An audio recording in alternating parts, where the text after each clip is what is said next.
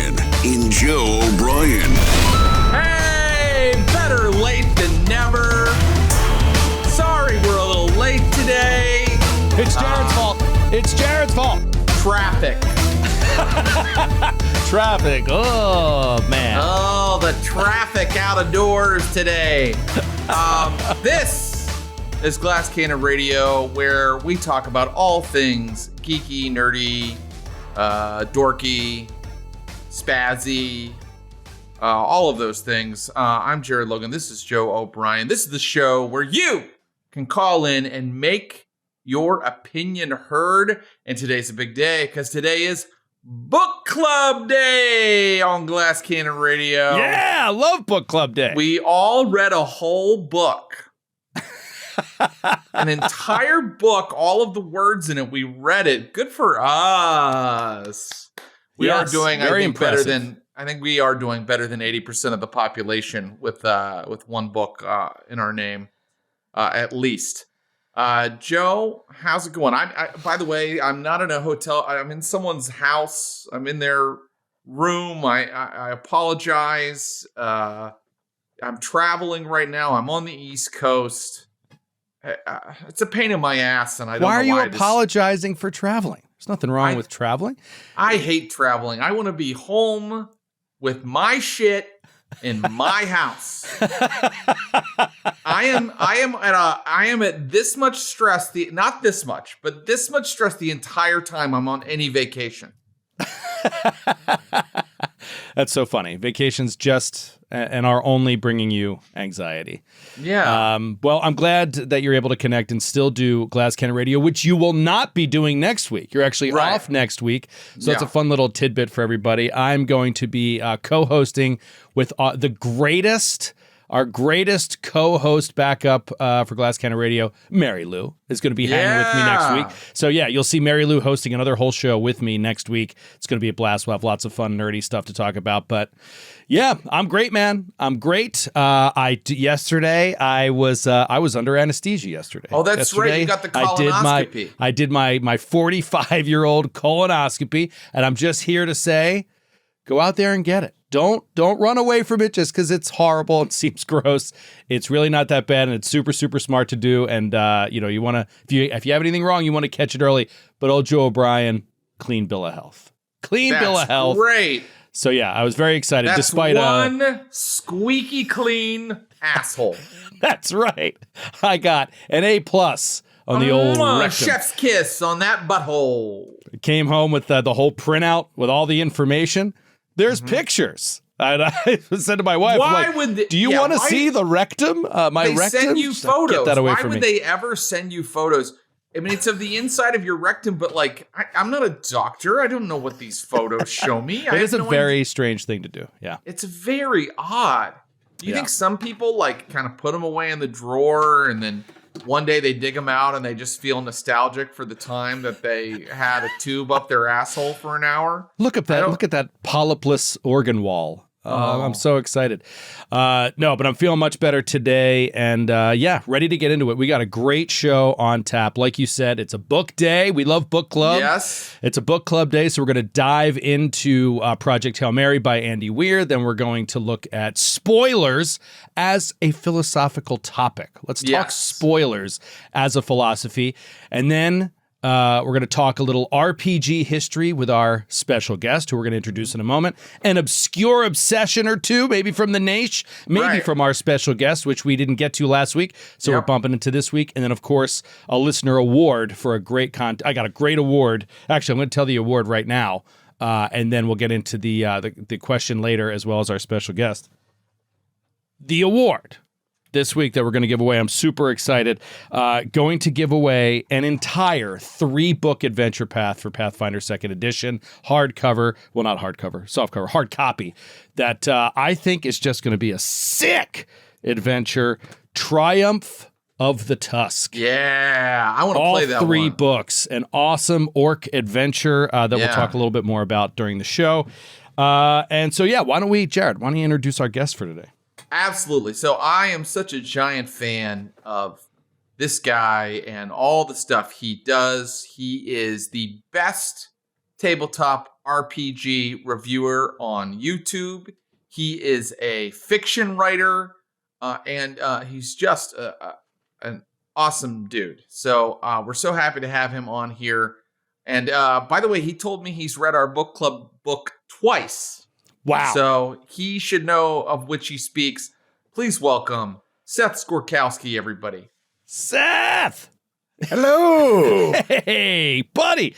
Oh, it's good to see you again. Good to hang with you again. We have not had a chance to play for quite some time, but we've gamed together before, and I'm so excited you're finally on Glass Cannon Radio.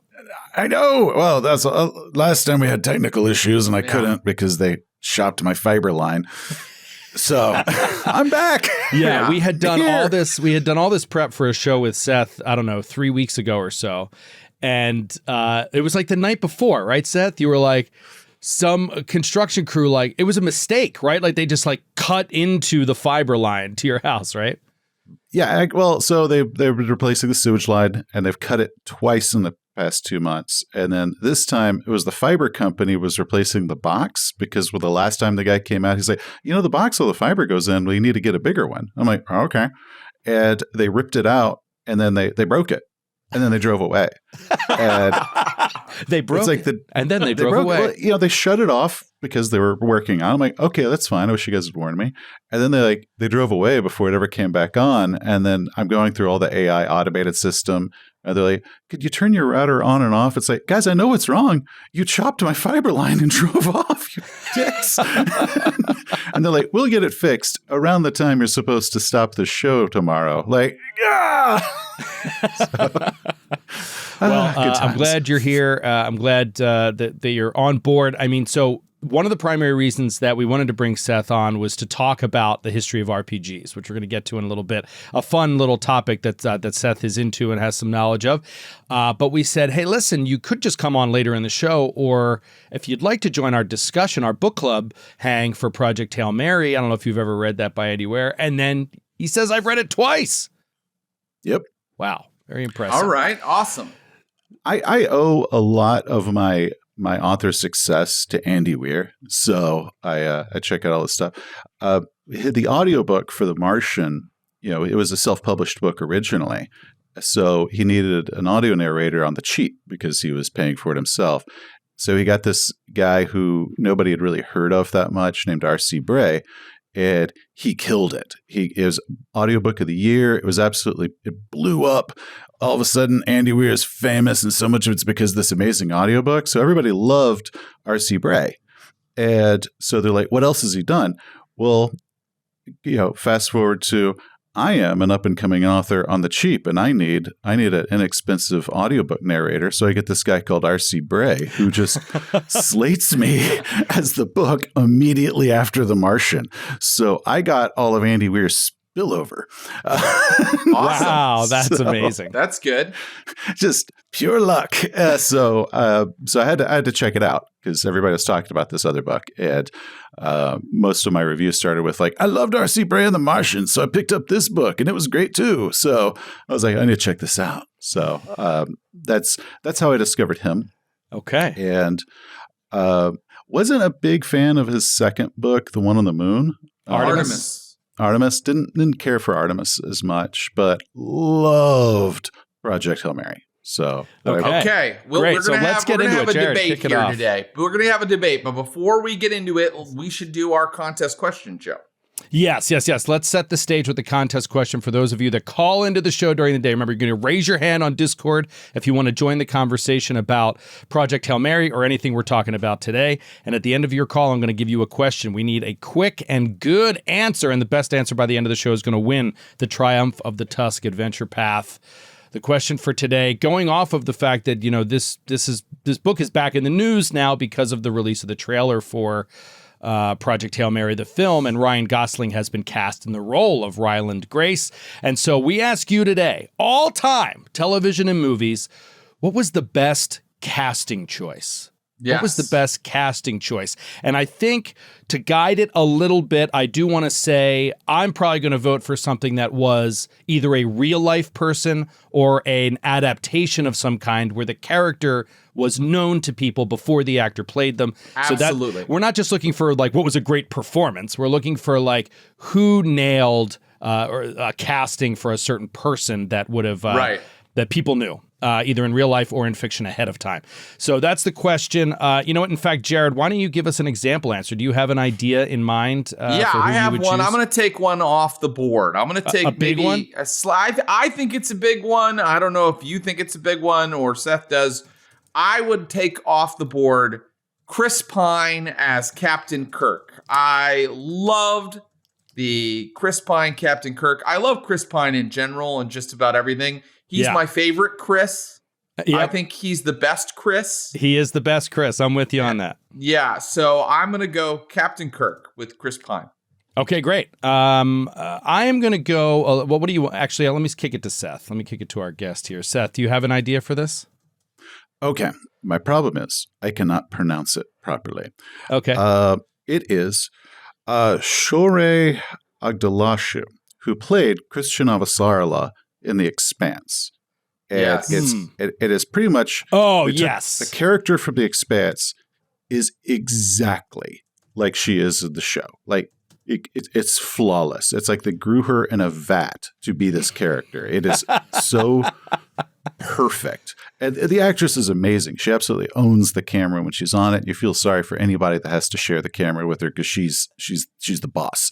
But her casting in that role was just amazing. That's awesome, Seth. I think that is a spectacular answer. It's right in line with, what we're looking for. And funnily enough, the character Christian Avasarala, Christian Avasarala was a winner of one of these contests this year. It was like, that's right. Best, what was it? It was best, I don't remember. It wasn't best. They took that actress. They moved her over to the Wheel of Time, but it was too late to save that show. Yeah. But she came in the last season there. That's awesome. I am going to go a little bit more deep cut on this one. This one just jumped out at me years ago. I can't believe Game of Thrones is about to be 15 years old from when it started. 15 years old next year from its launch. And from the jump, this casting really stood out to me and shocked me because it wasn't what I was expecting, but it made the character so much better than what I expected or what I had interpreted from the novels. So I'm not sure how to pronounce this, but I'm going to say it's Ian Glenn, who played Ser Jorah Mormont in Game of Thrones. I loved that casting because I considered that character to be just sort of a foppish loser, whiner, sort of pathetic guy. And this guy comes in and he plays both sides so well. He's tough, he's respectable, but he also, you can see, has this sort of sad, pathetic adoration of this child that's almost bordering on romantic, and it's just sort of weird. And he played it, I felt, so well. So I can tell it's 15 casting. Years old because I have no memory of which Mormont is it? So Jorah, I mean, he's in the whole thing. Like he's in thought wasn't Jorah Mormont the grizzled guy that runs the wall? No. Jorah Mormont. That was his father, Jack. That was his daddy. That was his dad. He's the guy who's with Dany, her side bodyguard guy. He gets the grayscale, and Sam has to shave it all off later. Oh, yeah. Right on, Jorah. Yeah. Anyway, Ian Glenn, and he's in a ton of stuff. Anyway, he's also. I thought that was a great casting choice. Yeah, there's the picture. Jim with 2 N's threw it up on Discord. So anyway, that's our contest question. Give us the best answer by the end of the show is going to win the Triumph of the Tusk Adventure Path. Jared, kick us off with Project Hail Mary here. Seems like you're going on the other side from Seth here, right out of the gate. Well, making enemies. I just want to say, I respect our guest, Seth Skorkowsky, so much. And he loved the book enough to read it 2 times. So before I start, listen to it, but that's reading. I think audiobooks are reading. So before I start in with my negativity, maybe we should kick it to Seth just to tell us what you loved about it. Mm-hmm. Okay. one, I enjoyed the kind of return to Andy Weir's strength of we're going to science the shit out of this, which is really, really fun. I enjoyed that the kind of nonlinear storytelling as his memories are returning to him. So you kind of start off in this weird situation. He wakes up on a spaceship. And he has no idea what's going on. And we have these flashbacks throughout it. And the flashbacks are not like this kind of contrived to catch the audience up. It is this as the memories are actually returning to him. And that's worked into the story. So there's no case where the character is aware of information that the audience is being held from them, or the audience isn't aware of information that the character doesn't have, or kind of discovering this with them. So I did enjoy that. I loved his entire relationship with Rocky. At the concepts that were involved of what an alien species would be like if it evolved in this completely separate environment. So I enjoyed all that stuff. Before you move on, I want to ask you a quick question because something jumped out to me about the structure of the continual flashbacks as sort of the memory is returning. And I was curious if you ever thought, as a novelist yourself, like why he structured it that way. You know, did you think, like, could this book have been written as a story about first finding what is happening to the sun and then solving that mystery and then thinking about what to do about it, then building a ship, then sending them on a journey? You know, like, could it have been structured that way? It could have, except for, so with the way they did it, instead of this kind of slow lead up of discovery, and then we get him on the ship and he gets there and we can cut out the whole amnesia thing. He's there and just wakes up and the rest of the crew is dead.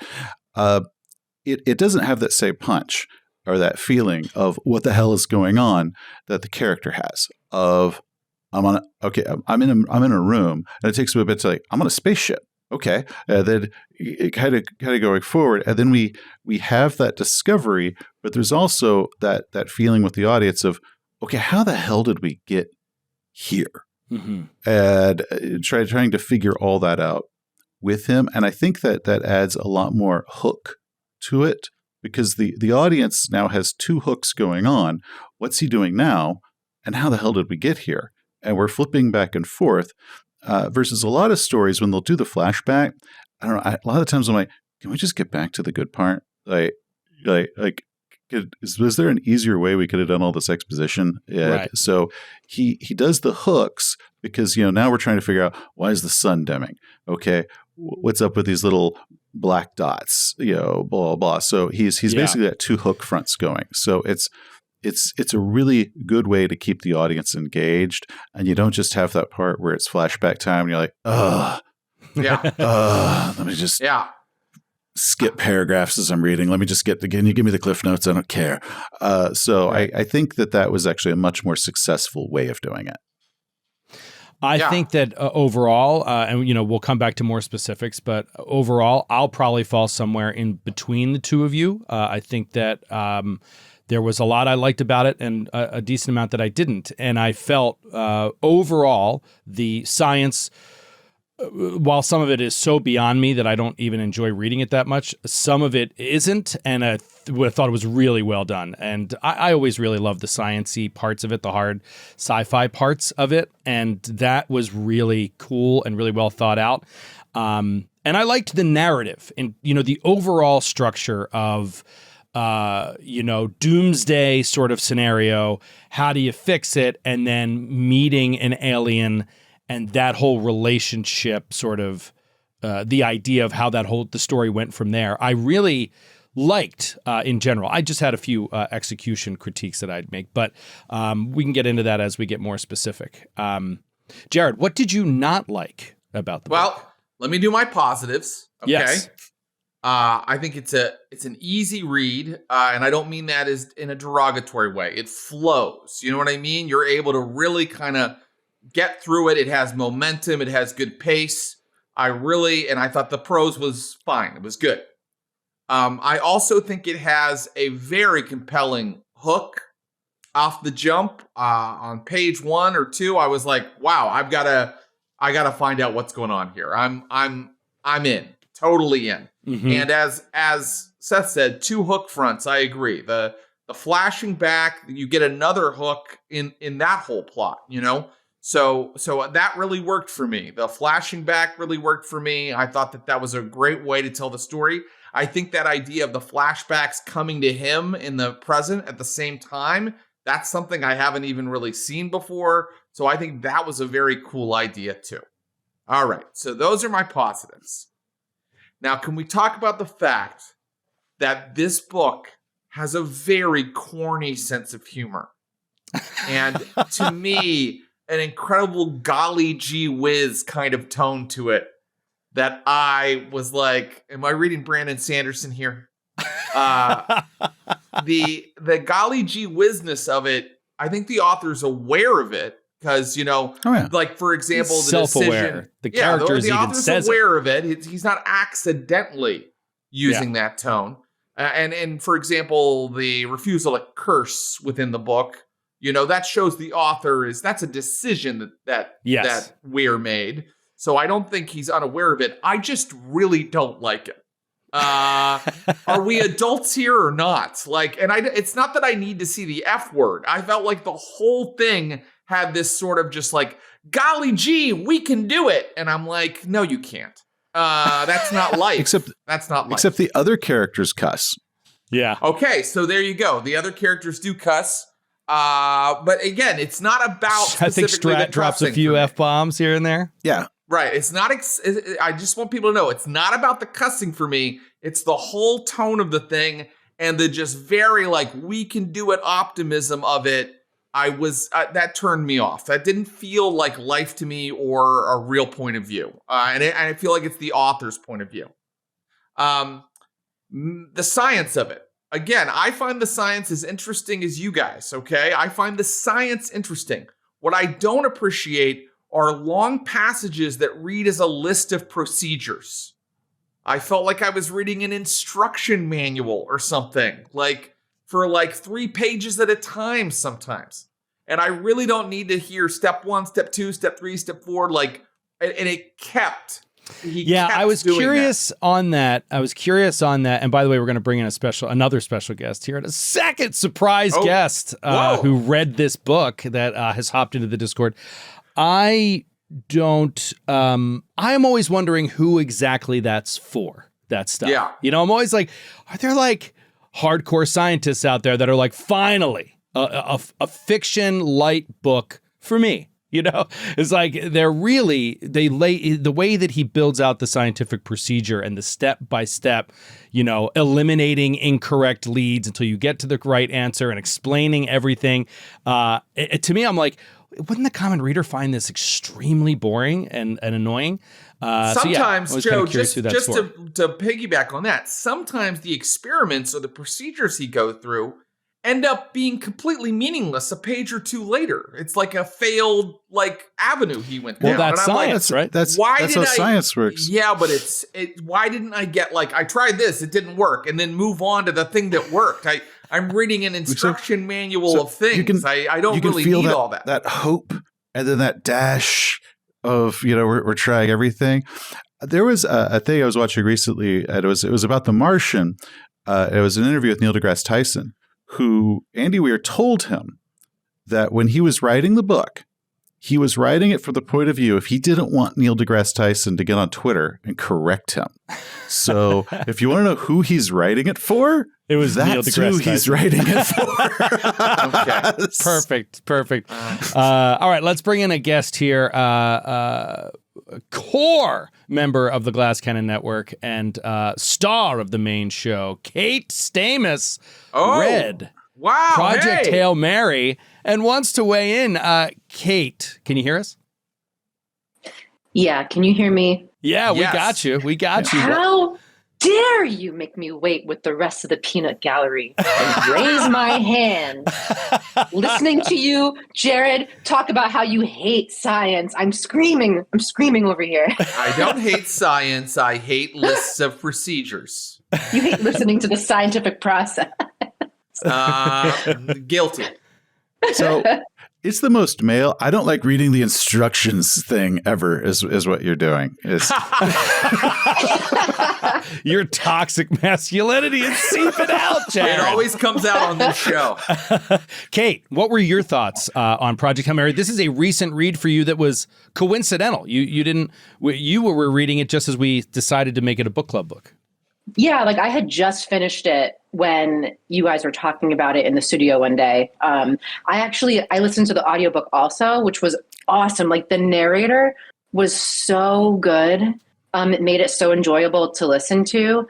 As much as I made fun of Jared, I do agree that if I read him thinking about the science, I probably would have like zoned out, because when I was listening to it, I was listening, but not that hard.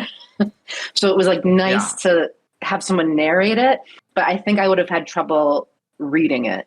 I think a great audiobook narrator changes a whole book. Like I think I probably like things better sometimes when I hear them, for sure. Oh yeah. But yeah, so when, what is it? My favorite part was, listen, I'm kind of a dum-dum. When the ship pulled up, I was like, no fucking way, there's aliens in this book. Like I had no idea there'd be aliens. Neither did I. So I got super excited. And then when they met and it was like this weird rock bug spider, I was like, of course it's not something recognizable and like bipedal. And then like later in the book, when the alien's like, you're so squishy and wet and gross, I'm like, oh my God, he probably saw Grace and was like, ooh, a weird blob. Yeah. I don't know. Just like all of that stuff was just really fun to listen to.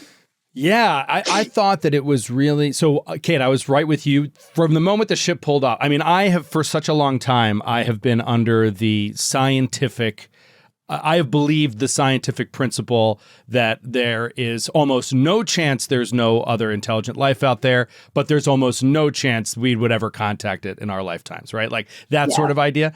And so this is going to be a hard sci-fi book. And when another ship pulls up, my first thought is like, this can't be an alien. Like my first thought was like, it must be like a human ship from the future that found out something about astrophage wormhole travel or something.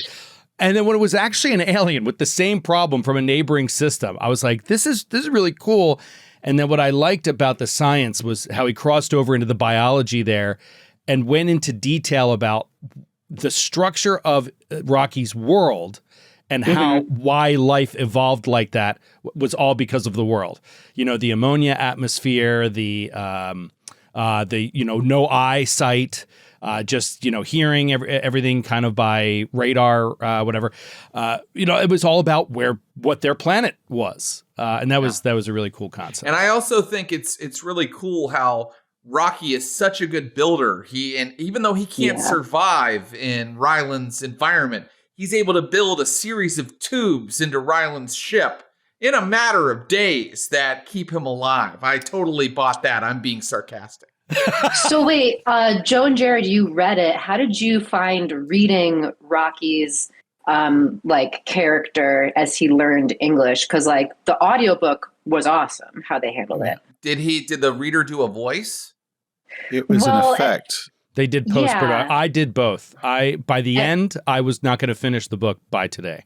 And I was like, I'm going to have to audiobook it during chores and long drives. And so near the end, I did the audiobook. And so I read and heard both. I really liked reading it. When you're reading it in the book in the beginning, it's literally music notes in quotes are what he says. And so you're just free to imagine that how you want. And I had my own imagination of it, which was cool. And then when I heard what they did in the book, it was, post-production effect that they put on his voice, which was interesting. It was like just musical tones. Yeah. Let's not forget that Ryland Grace learns how to translate those musical tones over a series of almost 5 days using an Excel spreadsheet. Mm-hmm. I think that's a really big he is an impressive hero, Jared. He can do everything. He literally can do everything. Science, he can do translation, he can do spacewalks. There's literally nothing Ryland Grace He's can't every do. man. I'll tell you what. He's just a teacher with every skill imaginable. Yeah, here's my big critique. That really came up at the end. It was towards the end where he really got he really had to lay it on thick.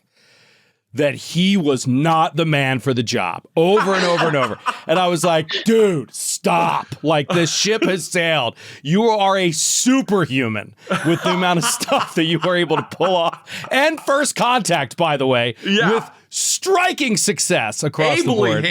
Ably handled. With, by the way, no reservations or hesitation. Like, time to solve this problem. Let me get out a spreadsheet and interpret every musical note this rock creature makes. Dude, good for you, man. Yeah, I was like, don't run yourself down, man. Strat was right. You are definitely the man for the job. Wait, so for the trailer for the movie, I haven't watched it yet because fuck movies, right? But like in the trailer, don't they spoil Rocky? Because that's what I also loved about the book is that like it was such a surprise. Like you're jumping into this and you're like, oh, it's going to be like a little mystery sci-fi thing. And then I miss the days where when you watch like a show or like a movie or whatever, and it's like, it is something else than you expected, or there is something in there that you didn't expect and it's not spoiled for you. Yeah, 100%. We're actually going to talk about that today, Kate. That's like our next subject. Yes. And it's inspired by this debate over the trailer for Project Hail Mary. We're going to do a whole philosophy of spoilers thing where we're like, why do you do this? Or do people not care? Or do you think that's the only way to get viewers? It's interesting. Yeah, it's definitely an interesting topic to delve into. Kate, do you like the casting of Ryan Gosling as Grace? Honestly, yeah, I think so. Listen, I saw the Barbie movie. He was great with that. I saw The Notebook. I think that's all the movies I've seen with him in it. But I feel like it'll be good with him. Yeah, I don't know if there'd be a better one. I'm not like well versed in different actors. When you guys talk about actors on the show, like, oh yeah, wasn't this person in that? I just sit there and smile and nod. Like I don't know who these people are. Yeah. I think it's good. But yeah, we'll talk more about that later. I think Gosling is too Hollywood. Oh. Like he's chiseled. He's pretty. I mean, like I wanted more of a schlub. Like I think you should have had more of a kind of a high school teacher or elementary school teacher sort of physique, not Ryan freaking Gosling. I play Ken with my abs, and, like. Yeah. It is interesting. Not to go too far down the casting line, but the whole. I like Gosling because I feel like his prettiness is. It belies a little bit. I think he can be a very regular guy in the way that he acts. He's a very he can be very down to earth in his approach to characters. He can play like regular guys pretty well. I think he kind of nails that. He really strikes that line really well. Why don't we see what some of the people in the Naish think of the book so far? Let's bring up Brother Willie here. Brother Willie, what do you think of Project Hail Mary? So I am a huge fan. I gotta say, I came to it by the audiobook as well. In the same way I came to The Martian. I do think that's the better way for people who are not very versed in science to come by these books, because the narrator's such a good job laying it out. I felt like I was looking over his shoulder and part of the. And I've got to say, my 9-year-old loves the audio.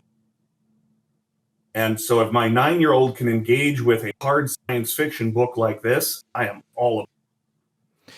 Yeah. Well, now let me say, does that make a book good if a 9-year-old can understand it? Is that like a good thing for a book?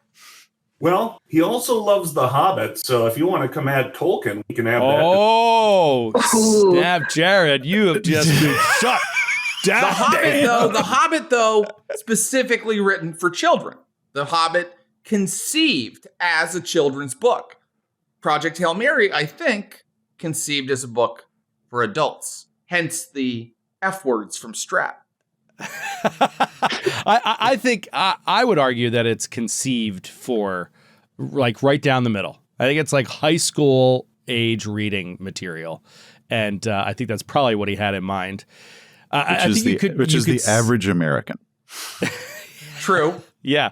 You could see this book being assigned to like a high school science class for, summer reading or something. Could be fun. That's like the dream of an author of like, it's like, I don't want a bestseller. I want a book that's assigned to people. They have to buy it. Yeah. That's the idea. Brother Willie, give us a great casting of a person in a role. Enter this contest to win the Pathfinder AP. Absolutely. So I was trying to think of a historical casting. I don't have a good one. I think there's one character who could not possibly be played by anyone else, and that is Doc Brown, is played by Christopher Lloyd. Can't imagine the movie without.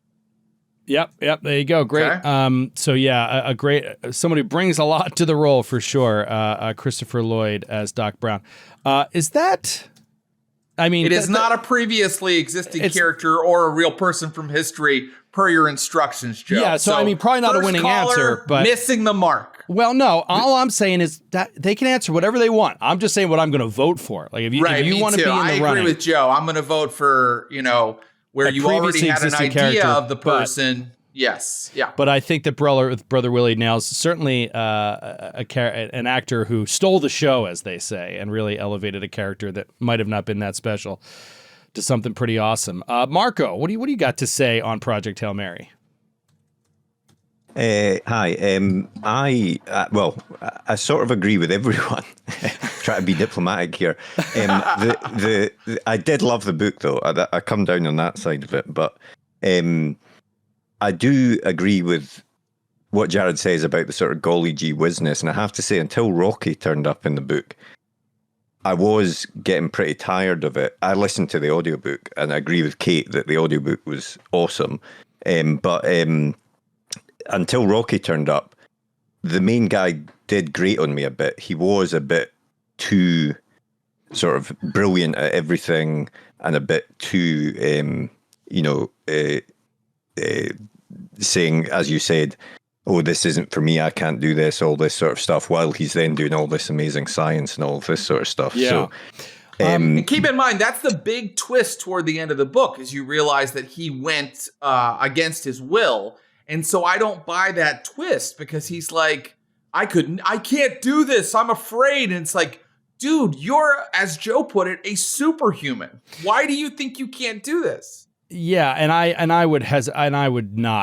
I do not agree with any interpretation that's like, it's trying to teach you a lesson that though you doubt yourself, when put to shut up. I think it was a bad writing choice. Kate, what did you think about what put a bad taste in my mouth about the character? At the end, he has to be like, by the way, I'm a massive coward. I'm a huge coward. Like, it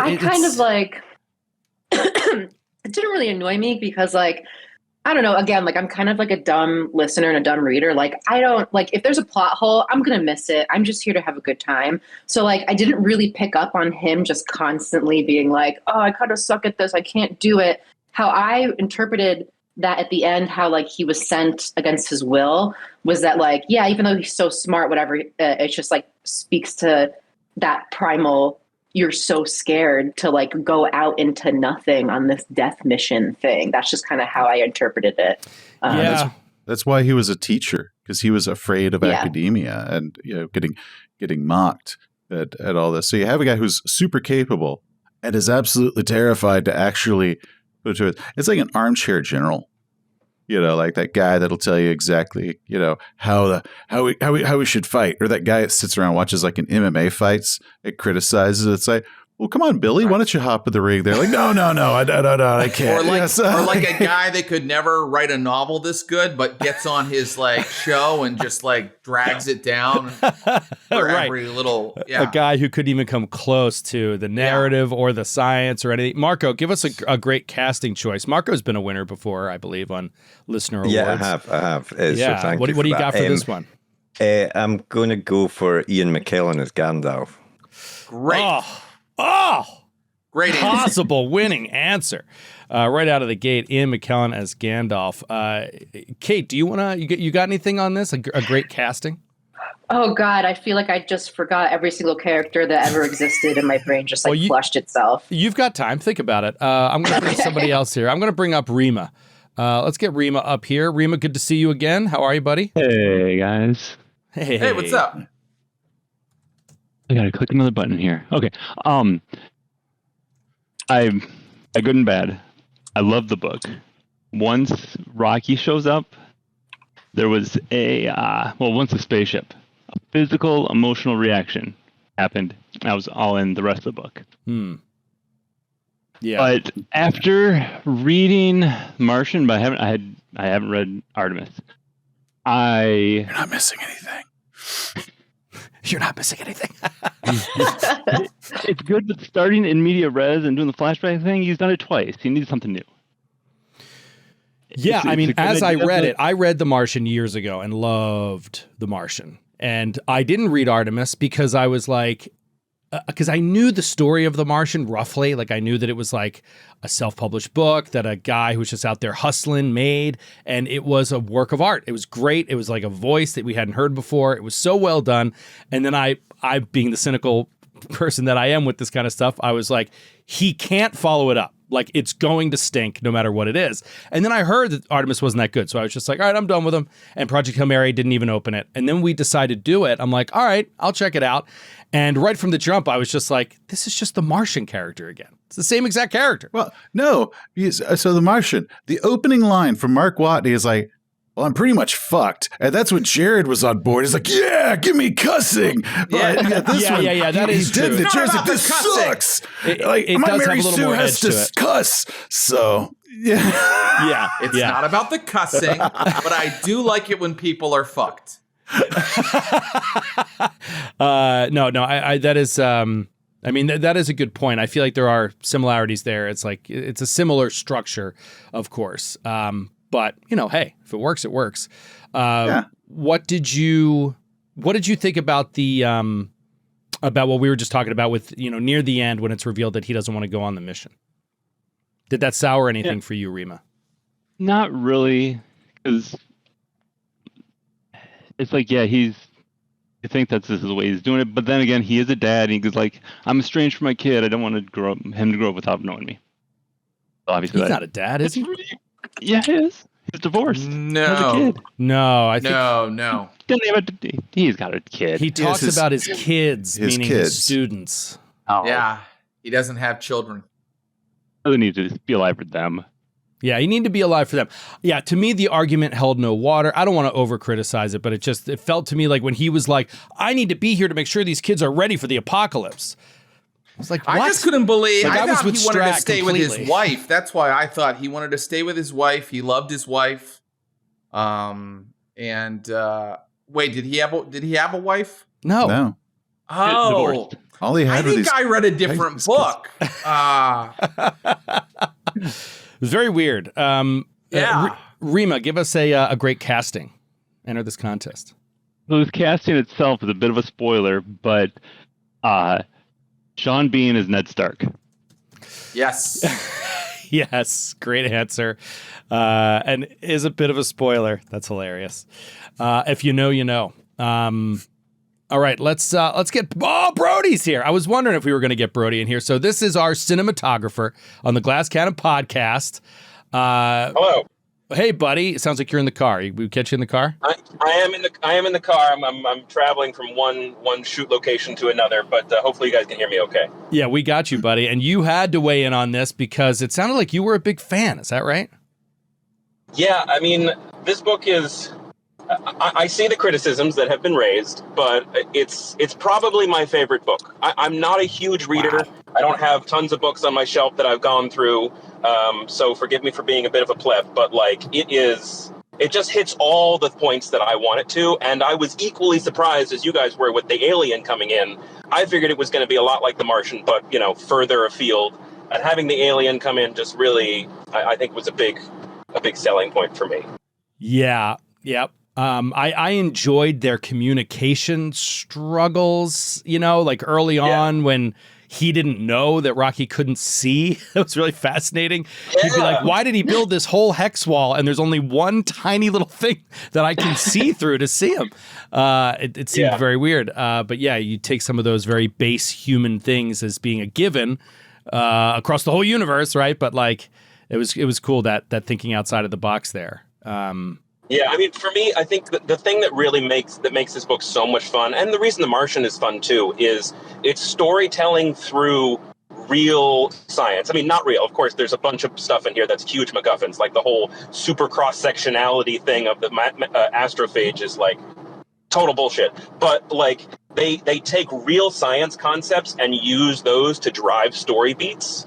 That I find it so engaging and so interesting. You recommended Rendezvous with Rama as a book that does similar stuff, which I'm in the middle of right now.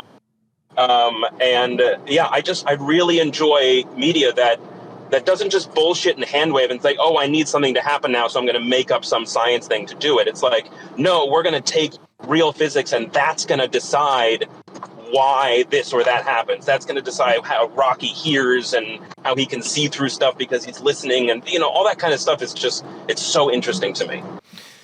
Yeah. Well put, well said. I will say that I read this book. One of my favorite nonfiction books I've ever read is A Short History of Nearly Everything. Have you ever read that, Seth? Bill Bryson? Yeah, Bill Bryson. Oh, love it. Yeah. Love that it book, so hard. That book is so phenomenal, and I highly recommend it. I mean, if anybody hasn't read it, pick up A Short History of Nearly Everything by Bill Bryson. I mean, it's just a fantastic book that you don't even have to finish in one sitting. You can just kind of like jump in on it whenever you feel like. It's a great explanation. And what he does is he does a very good job of explaining how we know all the science that we know, like the basic science that we know.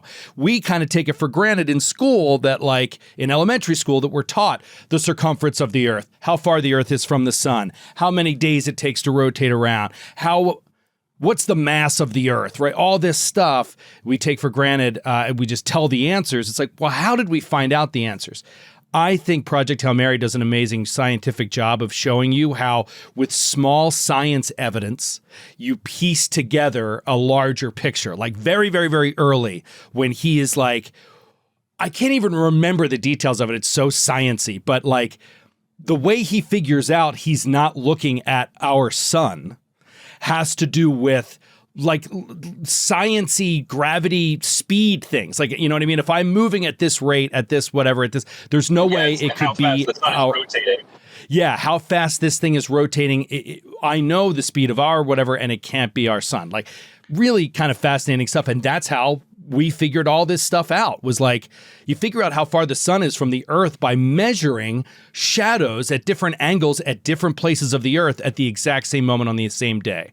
So like and you triangulate. It's really interesting because you can't, they couldn't get in a ship, fly out there and put out a ruler, right? So how did they figure it out? And he does so much of that in Project Hail Mary, which I thought was neat. I'll tell you another thing I liked. I really liked how at the very end, you don't know exactly what happened on Earth. You just know that he succeeded. And I liked how it kind of ended with him living out his years on Rocky's planet. I thought that was kind of wistful and sad in a way that I enjoy. I was really surprised by that choice. I was like, whoa, I did not see that coming. That's really fun. But I was disappointed because I really wanted to know what was happening on Earth. Well, see, but that's the hero's journey. Yes. His biggest weakness was he was a coward. At the end, he does this incredibly selfless thing of he saves Rocky and their entire world, but knowing he's not going home. He will never see home again. He will never be able to give the finger to Strahd. So he sends everything off, and this coward sacrifices himself for this like high G environment and this bubble that he can't leave because the air is like ridiculously hot and toxic, and his bones are just compressing away under the weight. Yeah. He's not going to live that long. It ends with like he gave himself a really horrible death sentence. Brody, do you have a? Yeah, then I was back into the book. When he gave himself a horrible death sentence, I was like, now this is my kind of book. Oh, come on.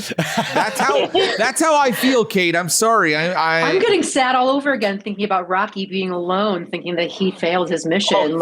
Oh man, that was so sad. That part of the book made me good sad when Grace sacrificed himself, went back to the planet. They made him a little dome, but it's like, I was thinking about it, like the sun hasn't reached the ground there. So it's like a dome in darkness. So it's kind of weird. And he's eating like Okay, they didn't need to include this part in the book, the me meat, but they chose to. Yeah, the me meat was an interesting choice. And the world was better for it. I could do without that. I could do without. I would totally eat me meat. I would serve my friends as like guys. We're gonna have tacos out of my thigh. And The me meat was awesome. I love the me meat.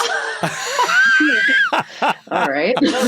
We could have used a lot more me meat, and you know what else we could have used more of? Rocky eating. Just the whole. Oh yeah, that was so funny. How that was so funny. Him eating was akin to like us being like, "Don't watch me poop." It's like, yeah, it was. Because it also involved that he had to like. Sorry, Brody. What was that? I think about that scene almost every time I go into a restaurant now. Like, we're all eating in front of each other. And he watches him sleep. Like the weird cultural things like that are different were just like so funny. It was very clever to think of all that basic human stuff. Brody, before we let you go, we're hearing a lot of background noise on your phone. What is the? Give us a good casting. Give us a good casting choice. Marco stole Ian McKellen as Gandalf, so I had to come up with something at the last minute here. But I think Hugh Jackman as Wolverine. Oh, yeah, great answer, Brody. Great answer, and kind of unexpected because Hugh Jackman, like, if you had told me before I saw him as Wolverine, I might be like, I don't know if this guy's the guy. And then once you see him do it, you're like, yeah, dude, this guy's an amazing never Wolverine. Be anyone else. Well, right? Yeah, and actually, a lot of people were very critical of the time when it happened. A lot of people kind of forget. Like, fans were so pissed. Would like say, "Who is this Australian? He's not 3 feet tall. He's not jacked enough. Yeah. Like, who is this guy? His hair doesn't do wingies." And then he proved them wrong. Well, get him in makeup, and we'll see what we can do for him. Let's get Jen with two N's up here. Jen, did you read Project Hail Mary, and do you have thoughts? The book club book is ACOTAR. Jared said that in that episode. Yeah. Okay. Anyway, So the deal is Jen with two N's is the last person that's allowed to make that joke. Cameron's so boring. Team Resand, come on. Let's go. We need Bat Daddy. Oh dear, this really took a turn. Our book club got hijacked. Jen. Anyway, I did read Project Hail Mary. I read it instead of did the audiobook, which I'm sad for. I liked it. I feel like the reason I didn't like it more was because I heard so much hype about it and so many people saying it was incredible, all of these things that I feel like it didn't quite live up to that hype. So like 4 out of 5 for me. It probably didn't hit as much because I was like reading it in spurts with all the stupid parenting stuff I was doing. But overall, great book. We know I hate science fiction, so it really was traumatic for me to get over that. So Rocky really is teaching me that aliens are not scary. There we go. Jen, well That's put. good. Give us a great casting, Jen. Oh, Robert Pattinson as Edward Cullen in Twilight. Nice. Okay. You got Kate. There you go. Oh, God. Amazing. All right. I want to get as many Project Hail Mary callers as we can before we get going. Someone else, you want to weigh in here on Project Hail Mary? Someone. Is no one raising their hand? Someone else is their handle someone? That's their handle, and someone else is not, not. Their handle is someone. I was so confused. I thought Joe was just like, someone raise your hand. Please, somebody love me. There we go. What's up, someone? Oh dear, we can't hear you. Someone. Man. Right now, you're no one. Right now, you're no one. We'll troubleshoot. Try to get back to us. Jesse JC, what do you got on Project Hail Mary? Jesse JC. Good morning. Good morning. Good morning. Yeah. I overall like I would agree with Jared that there are some holes in terms of characterization and stuff, but my two beefs with it are, one, it's kind of just a vessel for his good ideas. I think that this is something that Weir does. Sorry about walking the dog. So, is that he's got good ideas, he's got the science, he's done the research, but it's kind of transparent that the everything else narrative comes second. Yeah, exactly. The narrative is just there to show you how smart he is. But my other critique is I think there are just authors that do that better. Adrian Tchaikovsky is a great example of someone who has good ideas and kind of explores this question of what does alien life look like in different places with different biologies. Yeah, I gotta read Tchaikovsky. I've only read like a horror story collection Tchaikovsky did. I haven't read the sci-fi. He's really prolific. He does a lot of. I mean, he churns out several books a year. So, but like the Children of Time series is probably the best example. Oh, it's amazing. Stuff. Adrian was this weird dude I used to play Call of Cthulhu with. And I never read his stuff. He's just this guy. He has these eyebrows that are amazing. And like finally one day, he's like, you know what? I'm going to read one of Adrian's books because he's a great guy. And then like the next time we had a game, I was like, oh my God, I'm like fanboying because it's real different if you meet the author and then they've got a book. You kind of like, yeah. Authors are supposed to be mysterious. I know I am one, but it is like they're supposed to be mysterious, right? You're not supposed to be a person. So I played with him for like a year of Call of Cthulhu, and then like one day I read it, and all of a sudden I'm like, oh my God, you're so brilliant. I really liked the Children of Time. I only read the first book so far, but it's excellent. Excellent. Oh yeah. Suddenly you question everything you thought you knew about that person. Yeah, Jesse, give us a great casting. We're doing a contest. I'm going to go with Jamie Foxx and Ray. Okay. Oh, interesting. Extremely talented musician. And I thought just did a great job in that role as well. Oh, awesome. And that was awesome Jamie answer. Foxx's kind of first kind of dramatic thing that he did? Because he'd done a lot of comedy. I mean, he did the Tom Cruise one, Collateral. That was that was after, I thought. No, was it after Ray? That's like 2000. He was the dude Jarhead, right? When he was like he? You might was be like right on the sergeant or whatever. Welcome back to our next segment. The hosts refuse to check IMDb. I'm checking it. I'm checking it right now. You might be right. Oh, they're the same year. They came out the same year. Wild. I was right. It was 2004, and Ray was also 2004, which I didn't realize. I thought Ray was more recent. I used to love sitting around Denny's with my friends, like chain smoking cigarettes and like playing the 6 Degrees of Kevin Bacon and all that sort of stuff before IMDb. And then like once somebody could pull out their phone and check it, it's like that's the point of the game is we're like figuring out like all the roles that so was in. So I prefer doing it without IMDb than later like checking the homework. So Rodith is going to join us in a second here. Rodith mentioned in chat, I don't know if you've read this one, Seth, but The Mote in God's Eye, Rodith mentioned, and that's a book that I love. I really like The Mote in God's Eye. I love The Mote in God's Eye. Larry Niven and Jerry Purnell. Yeah, I really liked that. I read it a long time ago, but What's up, Rodith? What did you think of Project Hail Mary? It suffers from the success of The Martian. The Martian, he found his voice. He found a great way to convey a lot of really cool, big idea SF, and like on the cusp of science development, that kind of thing. So what we could do now, and then he went into Artemis, and Artemis was trying to be a crime story, and it did not succeed. It also suffered from second book slump where, you get that first book out there and then the publisher's slump. Like, give me the next one. Give me the next one. But this third one is better certainly than Artemis, but it suffers from the success of that first one as well, I think. The Mote in God's Eye is just such a great first contact novel. It's mind-blowingly good, even suffering from being 51 years old now. Yeah. No, that book's The Gripping awesome. Hand, the sequel, is great too. Yeah. Yeah. I never read The Gripping Hand. I'll have to go back and check those out. But I read a couple. Is Earthfall? Is that the name of another Purnell and Niven book? Yeah, that's with the elephant aliens invading Earth. There are elephant aliens that have like assault rifles. Yeah. It's so funny. Yeah, like the cover is an elephant with an assault rifle behind a rock. I'm in.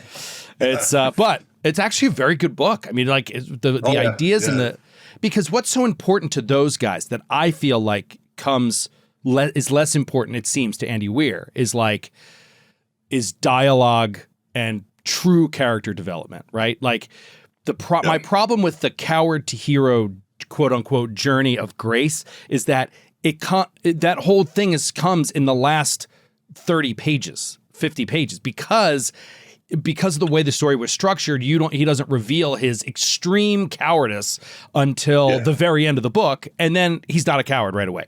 Like, we don't see that journey of the character. And same thing with Strat. Like, I don't recall Strat ever really changing as a person or making a different choice. The characters don't. Footfall, that's what it is, not Earthfall. Thank you, Psychosis. Footfall. Well, I think it was like that because Grace he had like amnesia and he couldn't remember like how he ended up there. Yeah. And he was just another so trope. Yeah. It's an unreliable narrator, right? He was so involved in his problem. Who he is. Right. Like, I can't think of how to solve this problem. I don't have a solution because it was like you could see the timeline was like it stayed consistent in the flashbacks. The flashbacks were chronologically in order until the current memory, right? Like until he went into a coma, basically. And so I was like, I don't know how to solve this, but it felt too forced. Oh, I'm a coward. No, I'm not. Right at the end of the book. And one of the things that also is being talked about a lot is right now is the trailer, and a movie, a film or a show is going to be made by an army of people, and a book is made by a small team. So you're never going to get a direct translation that is.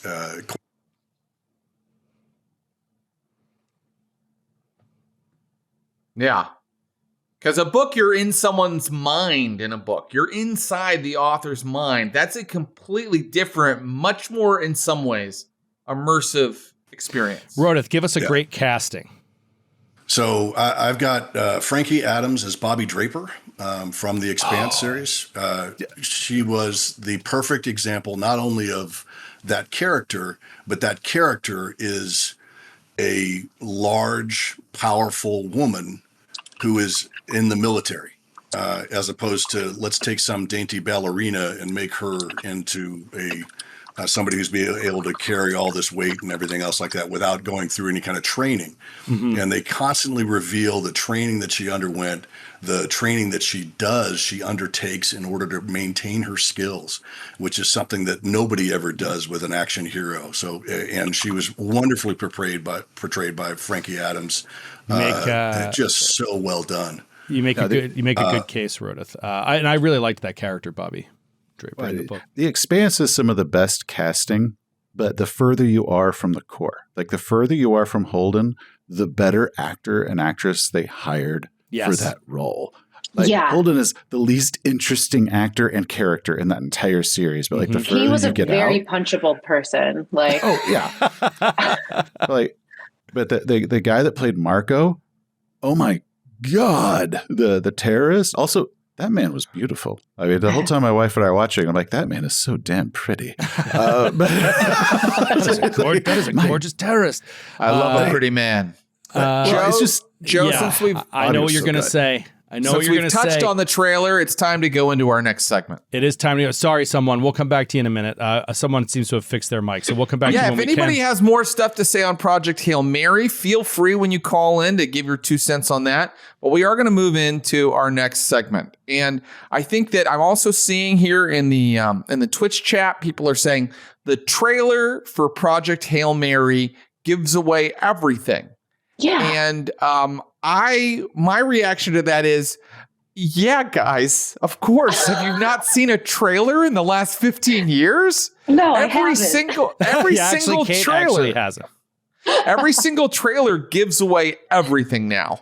It just does. I mean, it is a rare trailer that does not do that. So I think it would be great for us to kind of go around and talk about what our strategy or reaction or general feelings are on spoilers. And I won't go first. I'll throw it to Joe first. Joe, how do you feel sure, about I'll spoilers? start. I'm on a real extreme of this. A lot of things I'll fall in the middle ground on stuff, as you can see, even with Project Hail Mary. I like playing both sides. The spoilers thing, I don't watch trailers for anything I want to see. So like if I know there's something I want to see, I specifically avoid the trailer at all costs. And it's not hard for me because I'm not sitting there on my phone on social all the time, like looking for what people are saying about these things. And so it's easier for me to avoid it. I actually have to go seek it, and I don't. I also I'm a little bit ridiculous about. I get made fun of it on some of our shows, where during Bant, somebody will be like, "Oh man, I just saw the new Andor episode or whatever," and I'll literally like take my headphones off if I haven't seen it yet, and be like, "Just wait for me when you want me to come back on." And Matthew will be like, "I'm not going to spoil anything," and I'm like, "Every single thing you say is a spoiler." Everything. If you say that it's good, it's a spoiler. If you say you should check it out, it's a spoiler. If you like, literally everything you say gives me some, like a poker player, it gives me some hint as to it makes me go into the content with some preconceived notion. And so I do my best to avoid spoilers at all costs, kind of to an excessive extreme. Seth, that's not a middle ground, Joe. That's a super anti-spoiler, avoid spoiler stance. That's what I said. I said so this time I think I could start because I am on one very extreme end of this. Oh, let me say one more thing real quick that is not an opinion. This is a fact. I was in this business for a very long time. I was in the voiceover business, and I represented movie trailer guys, those big voiced movie trailer guys. In a world. Like, I knew a bunch of those guys, and they were all out in LA, and we would hang out in LA in these parties and stuff like that. And I also met a lot of people that made trailers because of that. And I distinctly remember being at one LA house party and just talking to a guy and being like, this is probably 15, 20 years ago, and being like, why do you guys spoil the entire movie in trailers? And he just explained the evolution of market research and focus groups and Nielsen stuff, and how over time it got to a point where trailer houses make a trailer, they test it with an audience, and it creates this feedback loop where if people like it, it's because their comment is always they want to see more. They want to see more. And they keep taking this, and instead of making that like, oh, well, then they should go see the movie, they're like, oh, they need to put more in the trailer to make it a more effective trailer or to make them want to go see it. And he's like, it's just gotten out of hand to the point now where the movie is just basically summarized in the trailer. That makes me so angry to hear. I know. It's so upsetting. I believe a trailer should have a hard stop at 30 seconds, because I've seen so many trailers like 2.5 minutes, and like you're watching, like I feel like I'm watching the entire movie, because like they show like the setback and they show all this stuff, and it's like you got 30 seconds to talk me into why I want to watch more. Would you like to learn more, sort of thing. So I think that's actually one of the big problems is we've given them like, oh, you want a longer trailer, and they give us a longer trailer, and it's like, this is meant to be a tease, guys. This is meant to be a tickle, enticement, but not a Cliff Notes. Yeah, I want to see more is good. Exactly, Yes. and that's what I said to him more. at the time, and he was just like, that's not how movie studios interpret it. Movie studios are just like, they want to see more. They want to see more in the trailer. They want to, you know what I mean? And it's just like, the point. put more in. And so there's just this like, to me, I'm with you, Seth. I think that a trailer, whether it's 30 seconds or 60 seconds, I think what it probably needs to do, because you have to assume people are completely uninitiated, you need to establish a star if you have one. If that's a draw, yes, you need to establish a star. But then you just need to, I feel like, establish a hook or an idea, right? The hook. And then literally everything else should be out of context images. Like everything else should just be out of context images and big music. You know what I mean? Like, why show the setback? Exactly. It's like so well put, Seth. It's like, now you're like, well, what are we doing? That's the movie. So when you're writing a book, the worst part is when you're trying to pitch it to an agent or an editor, and you have to do your query letter. You have to summarize the whole book in a hook in 3 sentences. And you just finished writing 100,000 word saga that's got your heart and soul into it. It's like, okay, give me it in 3 sentences, and you've got room for 1 character, maybe 2 if it's like a romantic couple or something, and a little bit. And that's an art form, and it actually uses a different part of your brain than the part that writes the book. It's actually super annoying because you've honed one side, and then it's like, okay, now everything hinges on you using a talent you haven't honed.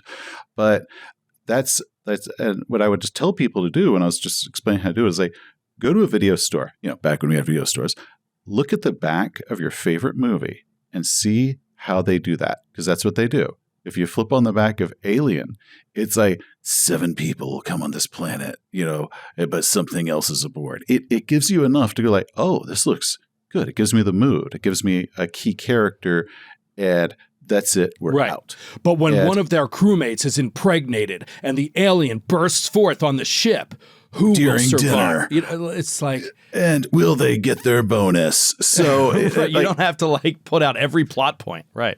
So there's this kind of an art form of like, I need to tell you enough to make you want to watch it, but at the same time, you don't want to have so much that you kind of feel like you've gotten revealed. But then, if you remember a few years ago, they tried to do a couple of movies where they didn't tell you a damn thing about it except for the star. Like, remember Will Smith was in like 7.5 pounds, whatever? Yeah. I never knew what it was about. They intentionally did just a picture of Will Smith. And it was like, if you want to know more, watch it. And nobody watched it. Right. Yeah. That's too far the other way. Because it's like, man, I can go watch some Fresh Prince like reruns if I want to see Will Smith. Like, why should I just go to the look at movie? a photo of Will Smith? Yeah, exactly. And it's like 7.5 pounds. Like what? These nuts? And then Vanilla Sky with Tom Cruise was kind of the same thing. Like, their initial marketing is they only said Tom Cruise, Vanilla Sky, opening tomorrow. I like. What? Yeah, I like Tom Cruise movies, but what the hell's this? Like, what am I walking into? Yeah. What does Kate think? Kate, what are your thoughts on spoilers? I mean, I know you don't watch movies, but when you haven't yet seen an episode of, what is it you watch? What the hell? What's the stupid reality thing you TV watch? comes with spoilers. Yeah, exactly. So, like, when you haven't watched an episode yet, do you actively avoid spoilers, social, etc., or do you not care if you see something? See, that's the thing. Like, it depends what it is. If it's a movie, like, I am fully, like, everything Joe said is also my gospel.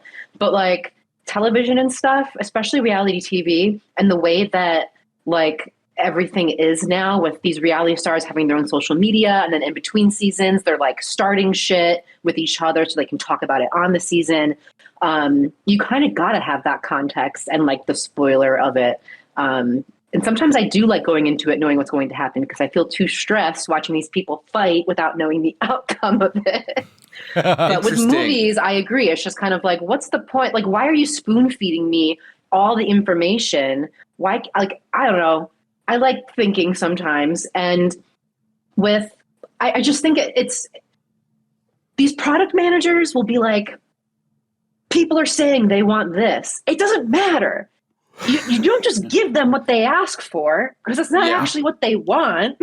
Right. They don't know what they want. They think they want this, but what they want is to be teased. That, you know what I mean? You gotta, Like when I was doing novels and I would be in my writing workshop and I would get feedback like, I really want to know what's going on here. And I'd have to be like, is that a criticism or are you praising me that I hit my goal of I want you to know more?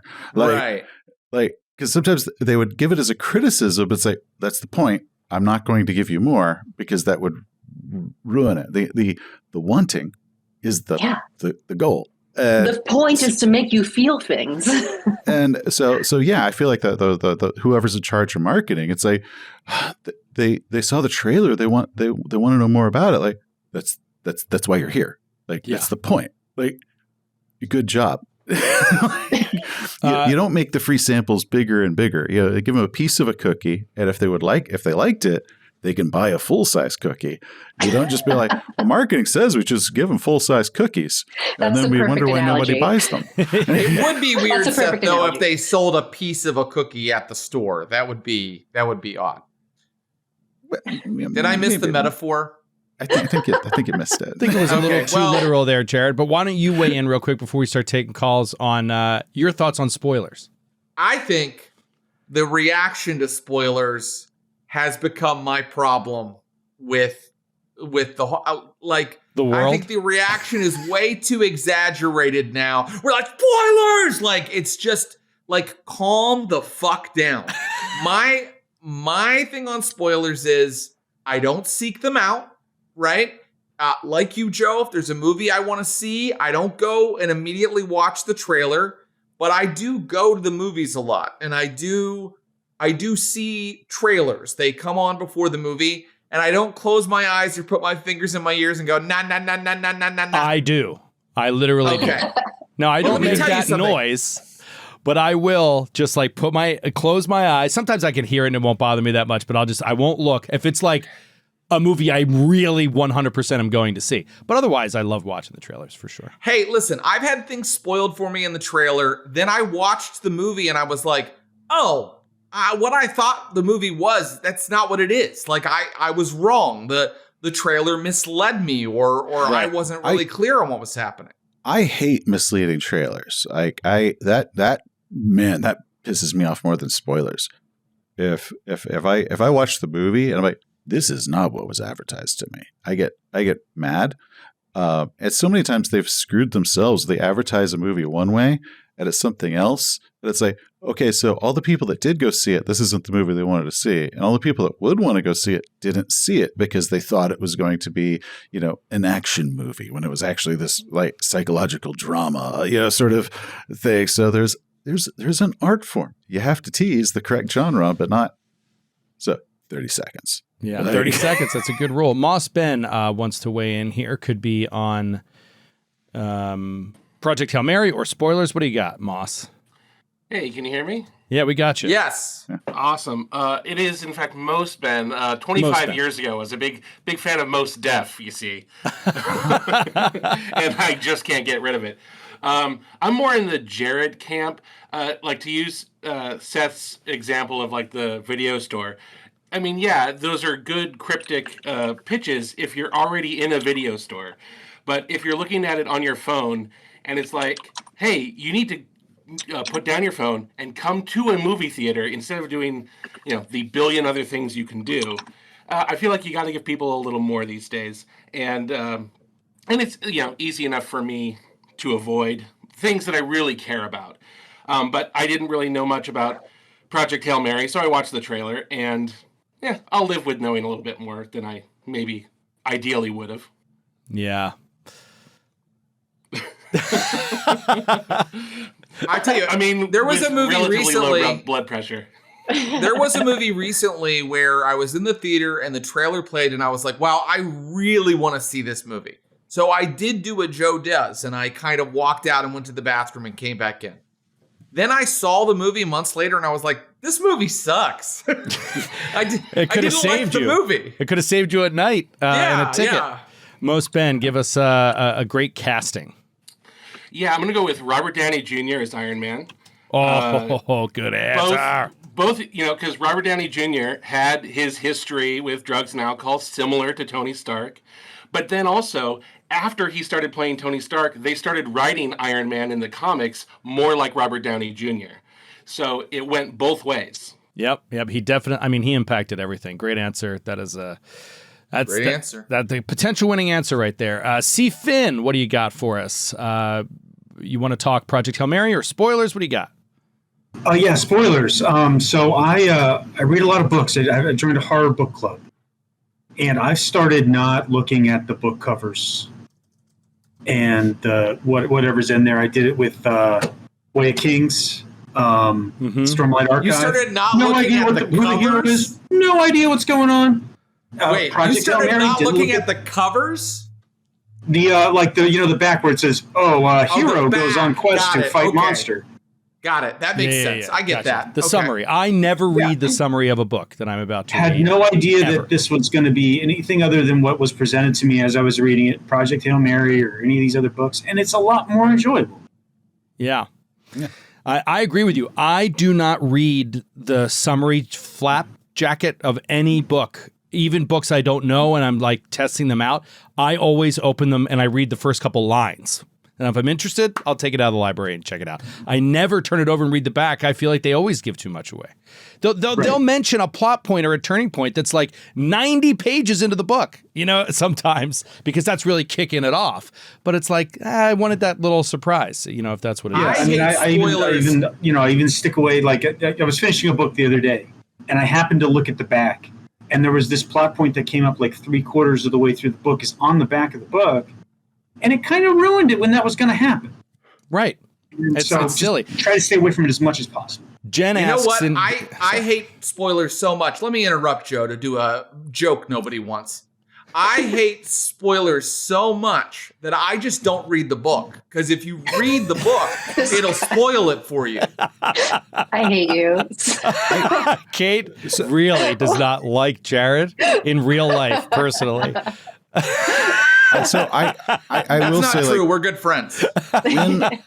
when like a movie based off a property or whatnot comes out, I'm actually a really big fan of. I will watch the movie first and then do the book, because you are always pleasantly surprised by all this cool stuff that wasn't there in the movie or the show. But if you do the book first, you will always be disappointed that it didn't live up to the book. And so, like, a lot of times it's like, oh, this movie's coming out, you got to read the book. Say, no. But if I love it, I'll definitely read the book as well, because now it's like I got the bonus features. Yes. You know, like I've got the director's cut. Exactly. And it's like, yeah, this is so good. Versus if you go from book to movie, it's always abridged. I like that too, just because like I have a trouble like imagining people in my head and imagining how they talk. They all just like talk like my inner voice, which is annoying to like hear all the time. So when you have a movie or a TV show, like I watched Game of Thrones before I read the books, and I'm so glad I did because there's so many characters and I had like names to faces type of thing. And it was just so easy to like be organized in that way in my brain. Yeah. CFIN, give us a great casting before we let you go. I did have one more thing to say about Project Hail Mary. I don't know if you guys want to, if anybody can answer it in the chat or whatnot, but I did not understand, maybe Seth can. I didn't understand how the amoebas were able to move within his ship. If they're going to get poisoned by nitrogen, when they're in his ship, the atmosphere is 75% nitrogen, they would have died immediately and they wouldn't have been able to travel. So I did not understand that when I was reading the book, and it's such a big plot point, and it made no sense. So I don't know if anybody wants to explain that in the chat. Well, give us a casting on your way out here, and we'll Sean Connery, James Bond. Sean Connery as Bond. Great answer. Great. That's I can another one that answer. changed the character. Yep. I can answer CFIN's question, okay? But I'm going to need 72 different procedures to answer. Here we go. Okay. Here we go. Number one, pick up a pencil. Yeah. Number two, get some scratch paper. Okay, I'm done. That's the bit. That was the bit. Yeah, I can't remember. I don't know. I'm honestly confident that it was not a plot hole. Like, I'm confident that he mentioned why, and I just don't understand. I bet he had scientists read his book. Yeah. It sounds like it. I was one of the, you know what I'm not interested in at the end of books? Acknowledgements. I don't need to see anybody thanking their agent. I don't care about your agent. At the end of these books. Sometimes they thank their family and stuff. Yeah. At the end of these books, I hate it when the agent gets spoiled early, and then I get it to the acknowledgments, and I'm like, oh, it was Robbie Nelson. I knew that the whole time now. But this book, I really wanted to see the acknowledgments. I wanted to be like, who is he talking to that is helping with this? And I was honestly really impressed with how few scientists he actually spoke to, and like how much of this he must have like known on his own. There were 5 or 6, but I would think you would need a dozen scientists minimum that are experts in biology, physiology, physics, but xenobiology, orbital mechanics, like all this stuff. He did a very impressive job with the science. But he forgot to talk to an expert in storytelling. Whoa! What a shots fired. I don't know.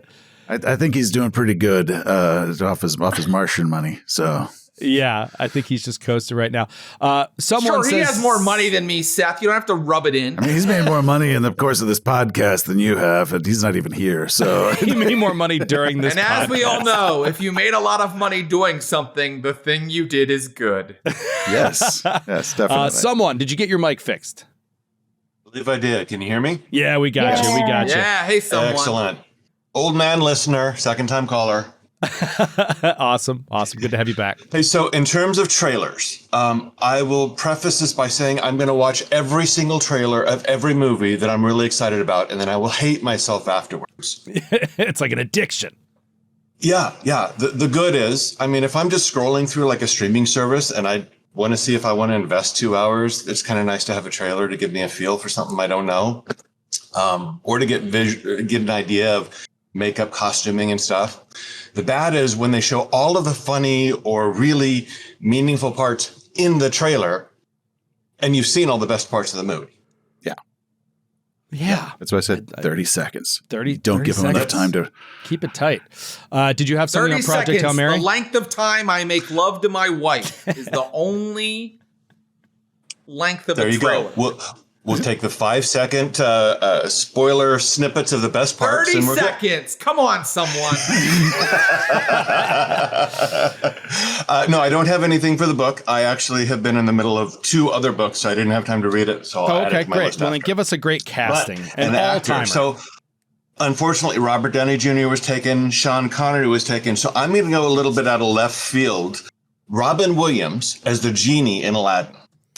Oh, Okay. yeah, that's a fun one. That's a great answer because that could have gone a bunch of different ways, and that the genie character obviously steals the show. Oh, absolutely. Yeah, well put. Let's move it on, Jared. We got to move on to our next topic here. So we're very lucky to have Seth with us here today because Seth confided in me that he has read.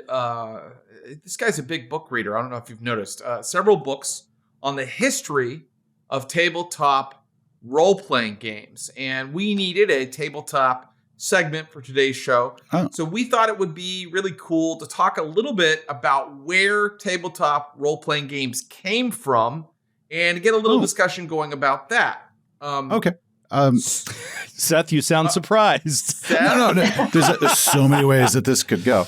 1 second. I forgot Kate was here as well. Kate, do you want to? Do you have an actor? Did you think of your thought? I do have one now. Okay, great. Edward James Olmos playing Adama on one of my favorite shows of all time, Battlestar Galactica. Yes. He's just so great. That is a great. I actually answer. have therapy right after this, and I gotta go eat before that, and then debrief over what we just talked about here with my therapist. So, yeah, you got to tell your therapist about Jared and his toxic masculinity. Don't spoil Project Hail Mary for your therapist, please. okay, I'll try not to.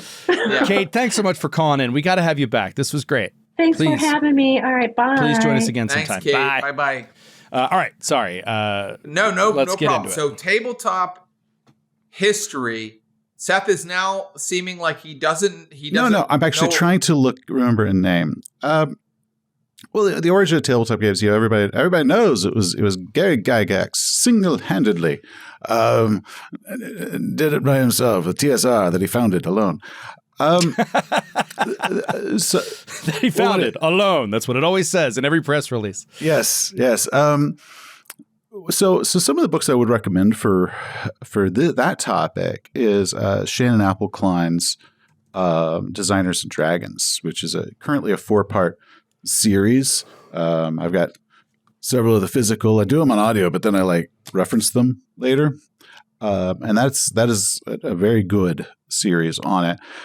So the history of role playing, it was actually a college. It's always college kids that, it comes from wargaming. They did wargaming. And the first one really was this group that did it. It was the Empire of Mars, and people had their different little kingdoms. And I can't remember the name of it. It had its own mail system, and they would have parties where the Duke of whatever and the whatever, and they would get together and they would actually have balls, and then any disagreements they would war game each other. And it was this weird thing in the 40s and 50s, and then then you fast forward and you've got the 60s. So that's with the Bronstein. I've heard different pronunciations for it. Games where. It was kind of the same thing. It was like the town of Bronstein. People were playing the different characters, like the mayor and whatnot, and they would settle disagreements with wargamings. But they were using this game called Chainmail that TSR had made, which was an individual level war game versus doing armies. And Dave Arneson was in one of those games, so he didn't create it. He was just a guy. He was like, man, this is pretty sweet. And he then took it to this next level of, you know, the where they're going through the dungeons of Blackmoor and all that. And then he beats Gygax, and Arneson, who is a genius, wasn't the most organized guy. And Gygax is like, we got to do this. And Dave pretty much gave him a shoebox of Post-it notes and is like, here's my game. And then Gygax puts this together, and that's where we got you know, tabletop games from. Is, you know, the first one being D&D, which, you know, originally was like, oh, combat, just read Chainmail. And it was just really homegrown sort of deal. My current wait, I'm sorry. So in the first, I think this is right? In the very, very first, like white books or whatever of D&D, it was like combat rules, pick up chainmail, right? Like, yes. I do remember that now. Yeah. Yeah. And it's so when it comes to like weird little trivias on it, like, so the very first copy of Dungeons and Dragons sold is very reliably, and this was backed up by Gygax, very reliably ended up in the hands of Greg Stafford, who founded Chaosium, like almost immediately, because Greg had a buddy that was up in Wisconsin who was like picking up flyers for some sort of, like, he sold belt buckles or something. And he's like at the printers when Gygax picks up the 1,000 initial boxes of Dungeons and Dragons, and they get to talk. And he's like, well, I got a buddy that's really into wargaming. You might like that. So he bought one off of Gygax at the printer. And then he mailed that to Greg Stafford, who then founded Chaosium.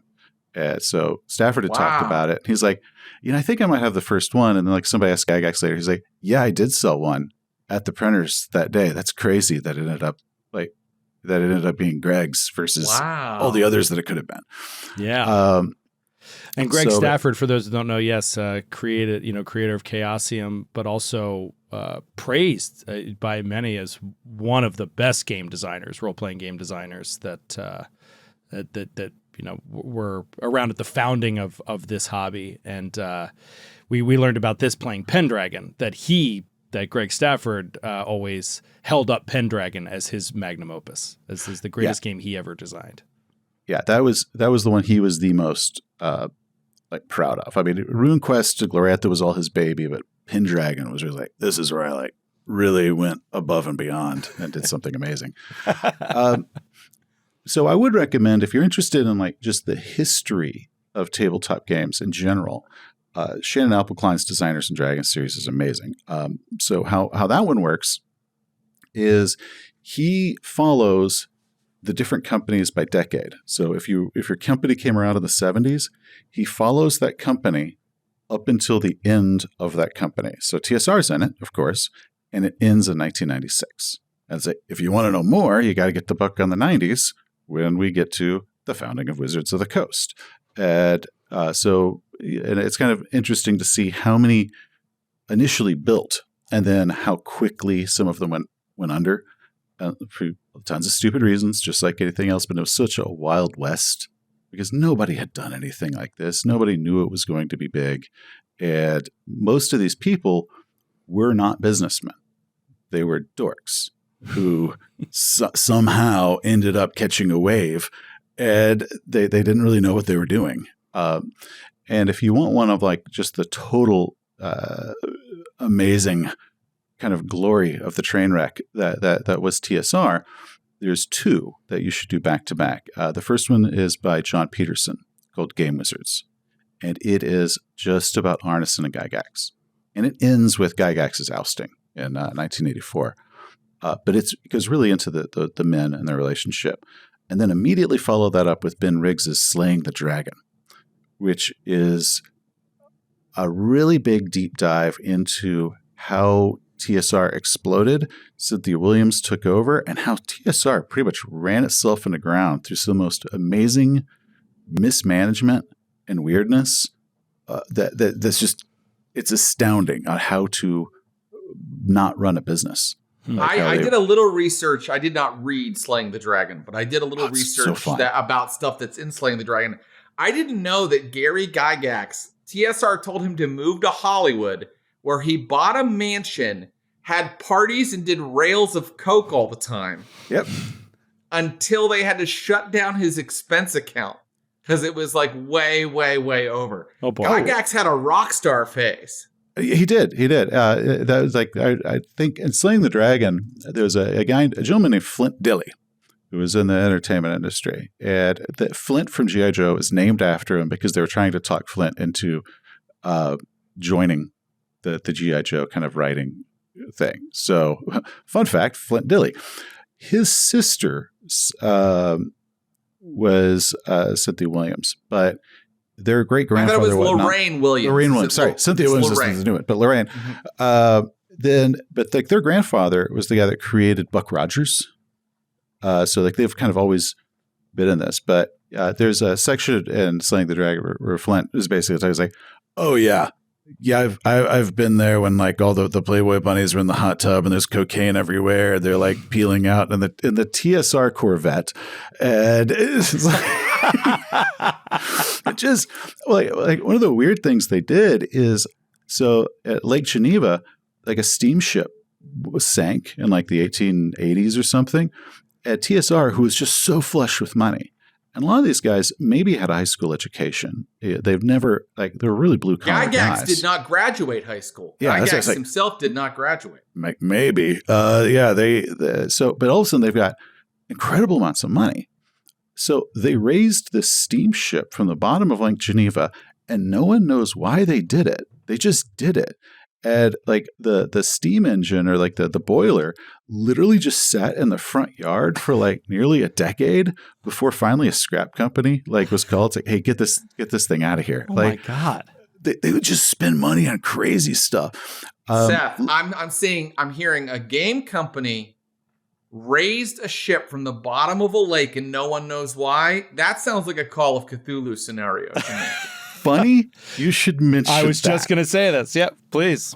There is one written by It came Luke from Lake Gygax about that ship, which I need to ask Luke about at some point of like, did you used to play on the spoiler as a kid? Because he would have been like a kid, and this was literally the play set in front of TSR was this freaking boat. So yeah, he did like Horror on Lake Geneva, which is about that ship. And when I saw that adventure, I immediately knew what it was going to be, and I was so happy. Like, yep, it's about the weird ship that they unearthed.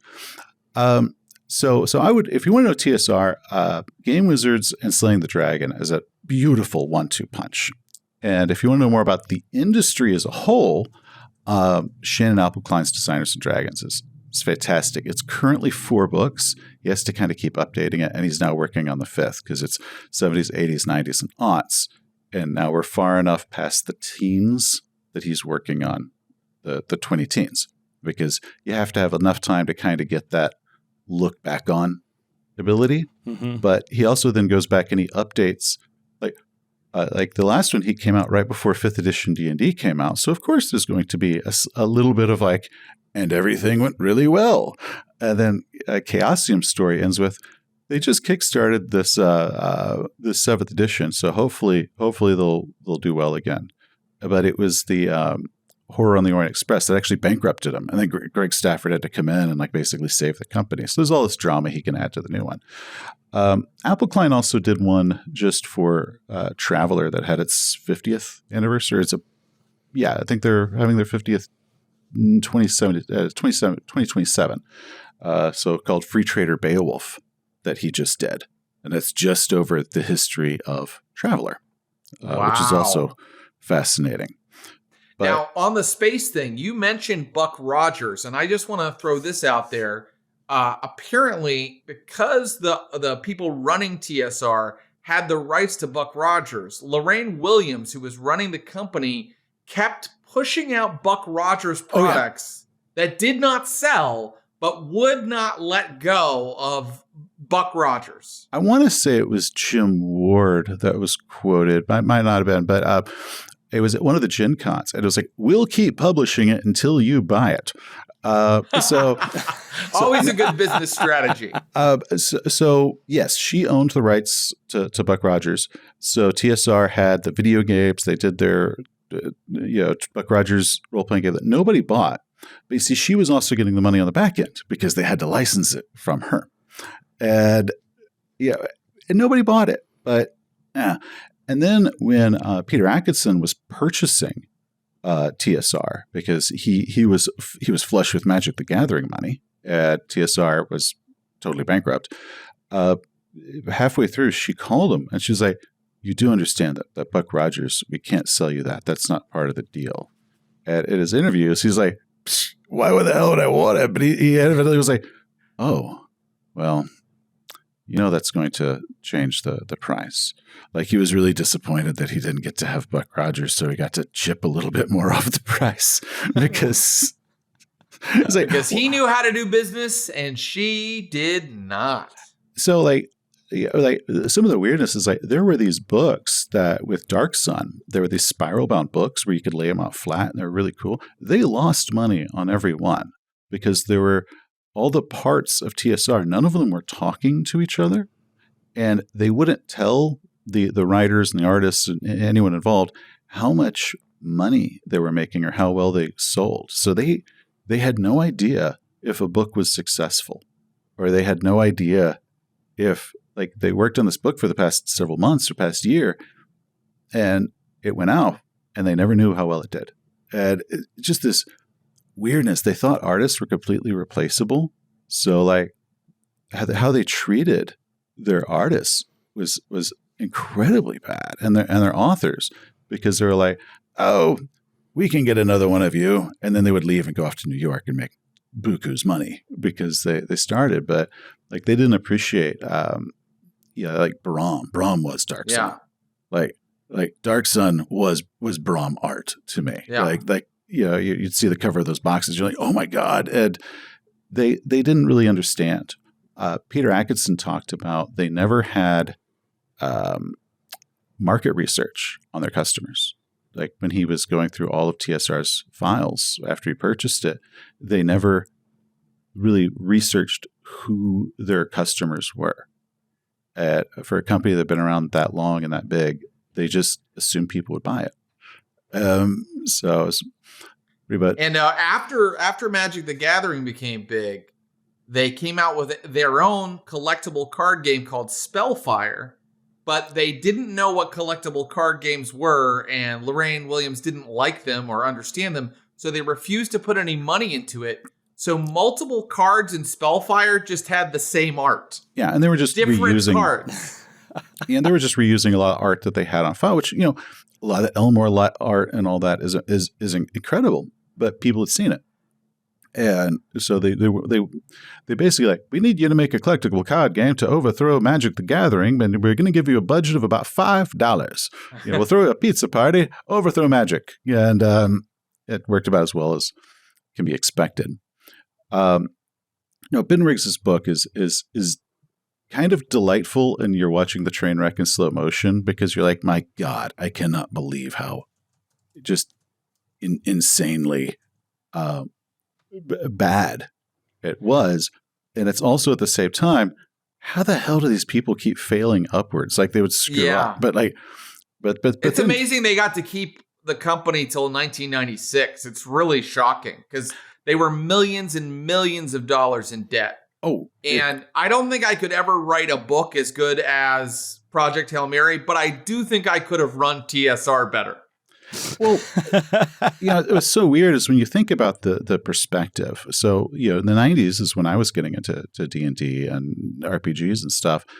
And I always thought of that as the golden age because I would go to my Barnes & Noble down in East Texas, and there were 2 full bookshelves of role-playing stuff.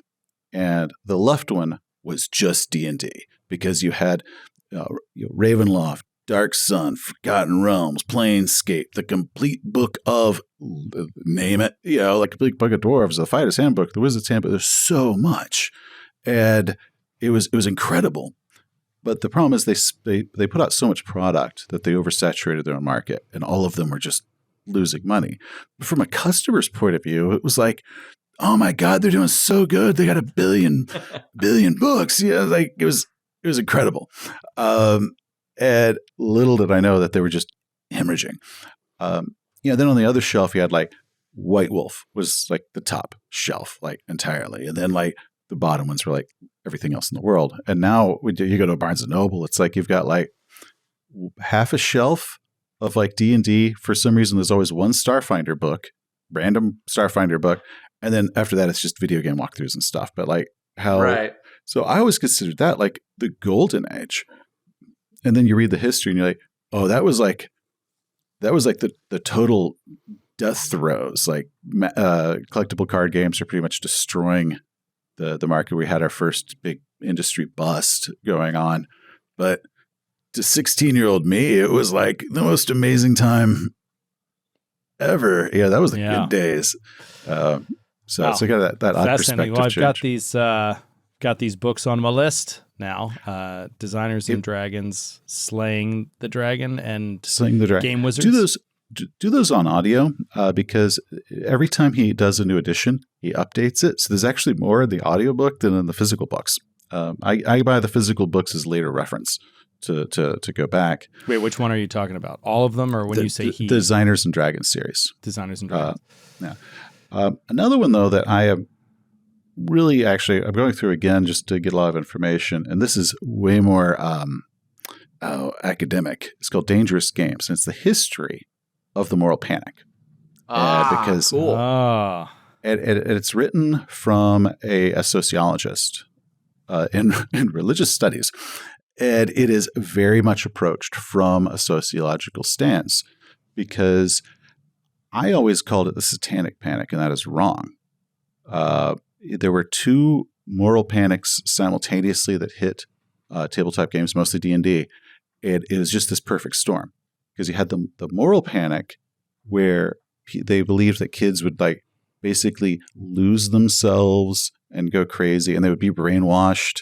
And there was a lot of fear about that, and culturally at the time of like brainwashing, Patty Hearst syndrome, the Manson family, and sort of thing like that. And they would do horrible things because they were brilliant but fragile children. And then simultaneously, totally unrelated, there's this satanic panic going on with dealing with rock and roll music and satanic cults. And a lot of that's based off of like Rosemary's Baby and this idea that, you've got these elites that worship the devil. And that was going on. And then they kind of met.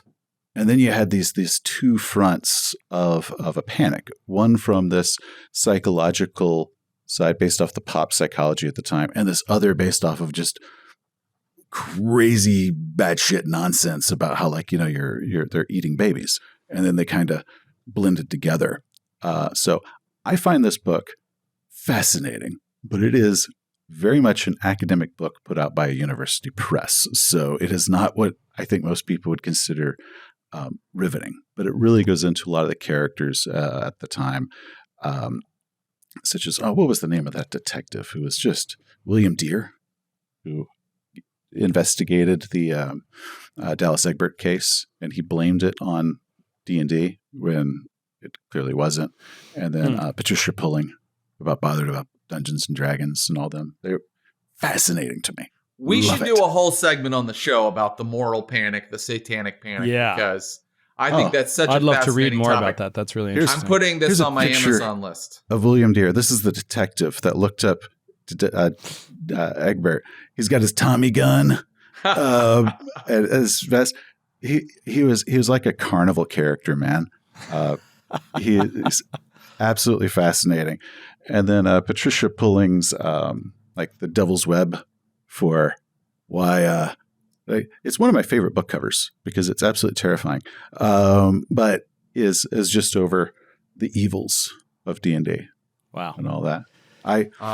This is when you were talking, if you want to go into the thing about weird obsessions, I collect RPG Mortal Panic memorabilia. Cool. It's a good segue, Seth. It's a good segue. I was playing with fire. Yeah. Oh my God, you have multiple books on this. Yes. Have you done any videos on it? So I am working on one. My problem is I'm trying not to turn it into my magnum opus, like 3-hour video, but I have literally been assembling stuff for a couple years of like different headlines, different stuff like that. Because a lot of people will talk about Mazes and Monsters, the film, which was really Tom Hanks's big break. It was this made-for-TV movie, but there was more That's the most famous one. And its name is skipping me right now because we're recording, and that's how my brain works. It's like, we'll just delete names. There was another one that came out in 1991 starring Gwyneth Paltrow and Adam Baldwin. Not Baldwin played Jane. He was in it. And that one I remember being forced to watch as a kid because that's one where like these kids kill their parents for D&D. And at one part, they're reading the player's handbook and they're making up what it says. It's like, if you keep stabbing the Overlord after they're dead, you will keep getting experience points. And sort of. Wait, what's that one called? Oh, see, there was that's the name you couldn't remember. Cruel Doubt. Cruel Doubt. Writing it down. Loosely based off of a true story. There were actually 2 films that came off of this true story of like a kid that killed his parents and tried to blame it on D&D. The D&D defense was very popular because pop psychologists, Oprah in 60 Minutes, and all of them would talk about how D&D would drive you crazy. And Patricia Pulling, who ran Bothered About Dungeons and Dragons, would testify at these trials. And it would give her clout. She's testified at 300 trials or whatever it was, because she was arguing that the person who played D&D should be given this consideration because they were insane. They were driven insane by it. So she's basically trying to get murderers off. And it never worked. The D&D defense never worked except for once. And it was in Canada. And basically this kid, I think he was like 16 or 17, killed someone, tried the D&D defense.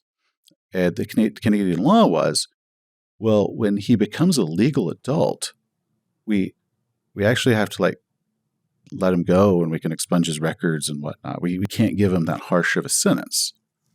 But since he's trying to plead that he's insane due to D&D, we basically get to lock him in like an institution for the criminally insane, and we get to keep his murdering ass there. And that was the one time the D&D defense worked, was when they were like, okay, let's you want to be insane, huh? Cool. We can penalize you like truly versus basically letting him off due to how the laws worked when he became a legal adult.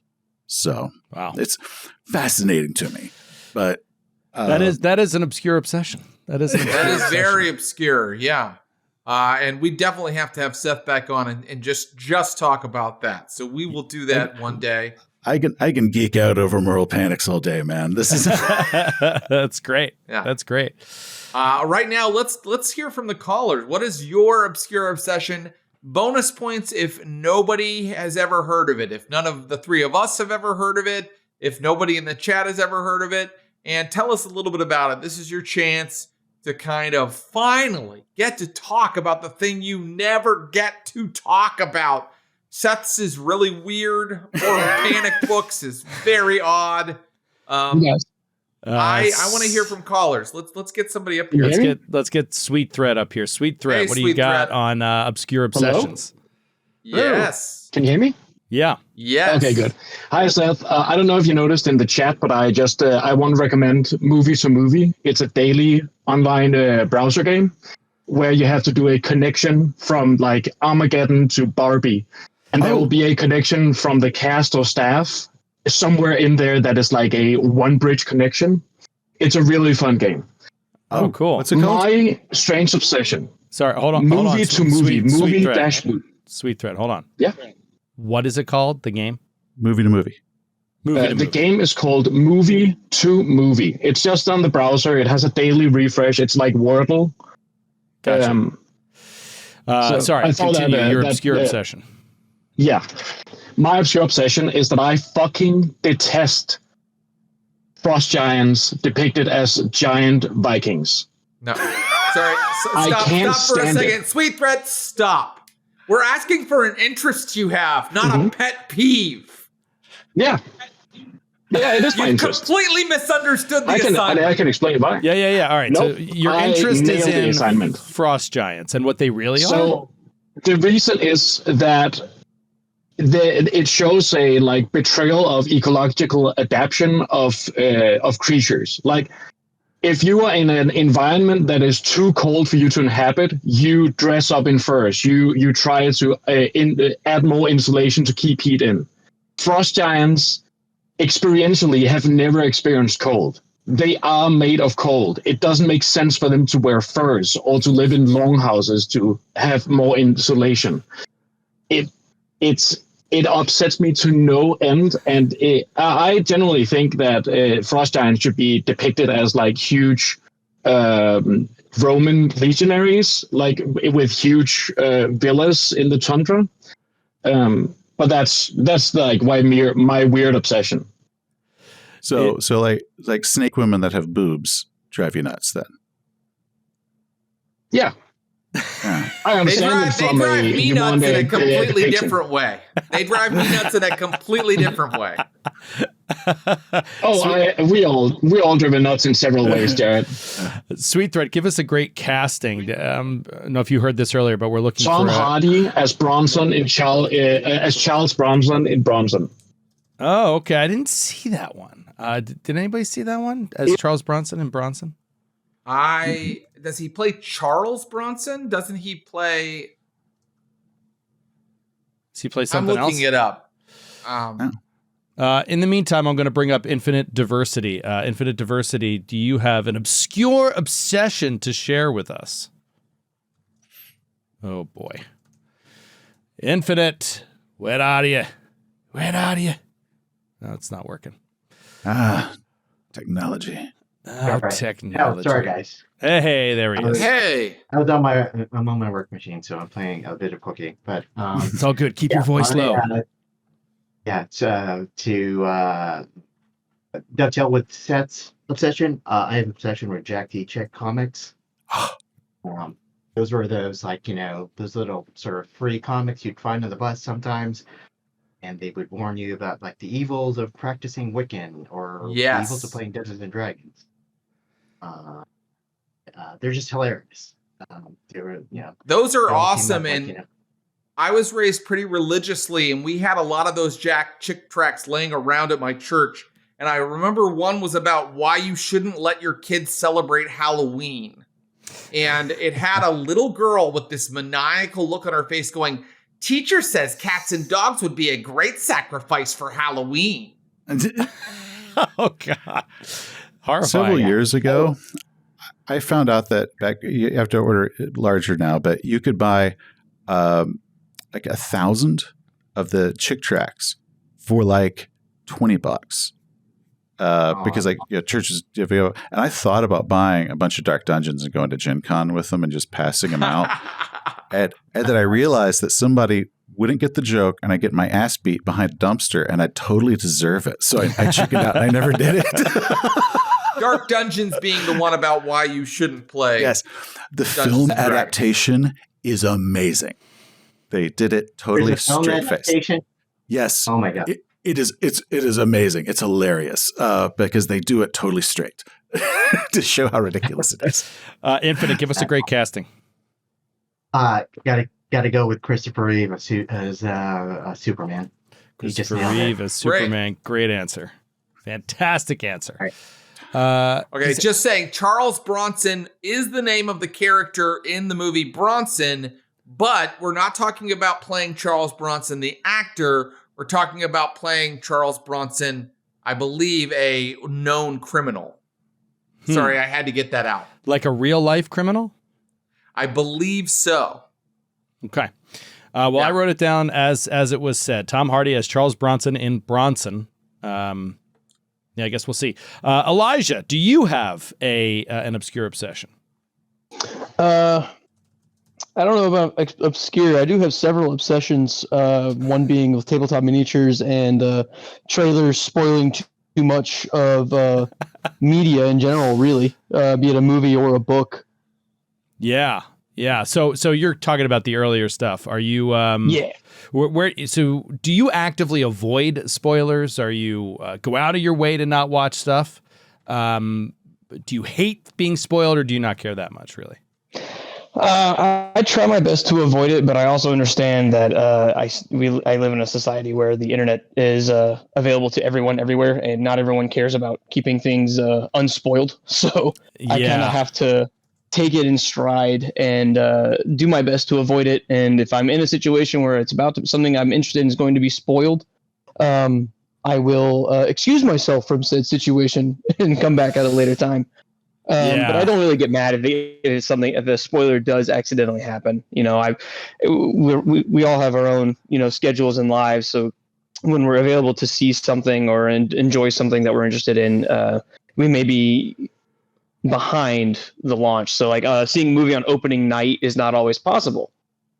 Right, or exactly. reading a book the day it launches when it is not always a possibility. No, it's a good point. I think it's something that needs to be made clear for me as well. Like I try to be aware of this stuff in terms of how I approach people that spoil things for me. It's like I can't really be mad if I didn't watch that episode of Andor when it's been out for a month. Like that's on me kind of thing. When it's the next day, be careful. Yeah. Yeah, exactly. When it's the weekend it opened, I wouldn't say, the big twist at the end of the movie to people.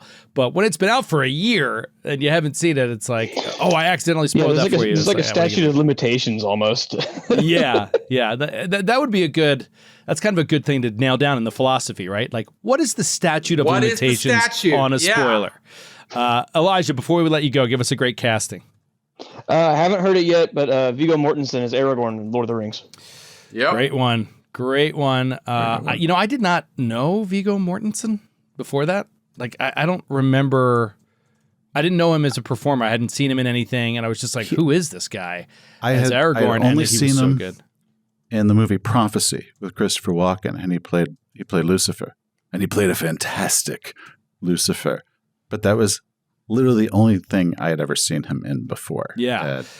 Jared, did you know him before Lord of the Rings? No. And I had seen Prophecy, but I didn't remember that I had seen him in that. So I just think that's such it's so crazy bold, right? To like cast a relatively unknown, not huge actor as Aragorn in a massively expensive trilogy. Well, he was also a replacement actor.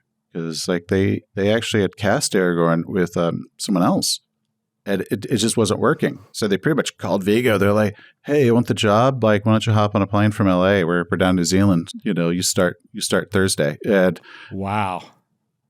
So he was kind of like this last second kind of addition, kind of like Marty McFly in Back to the Future, where it's like, yeah, you're not really working, Eric. We're gonna call Michael J. Fox. And can you imagine getting a call and they're like, "We need you to start Thursday. The project will go 3 years."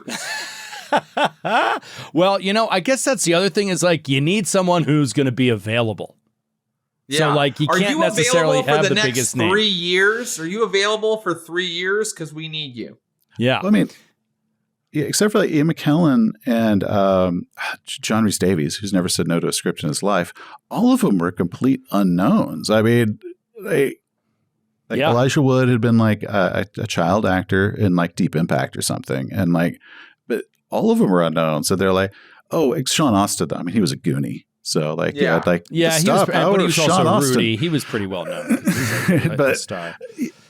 But most of the others are like, no, I guess Liv Tyler, but she probably did most of her shooting in the course of like a week. And yeah.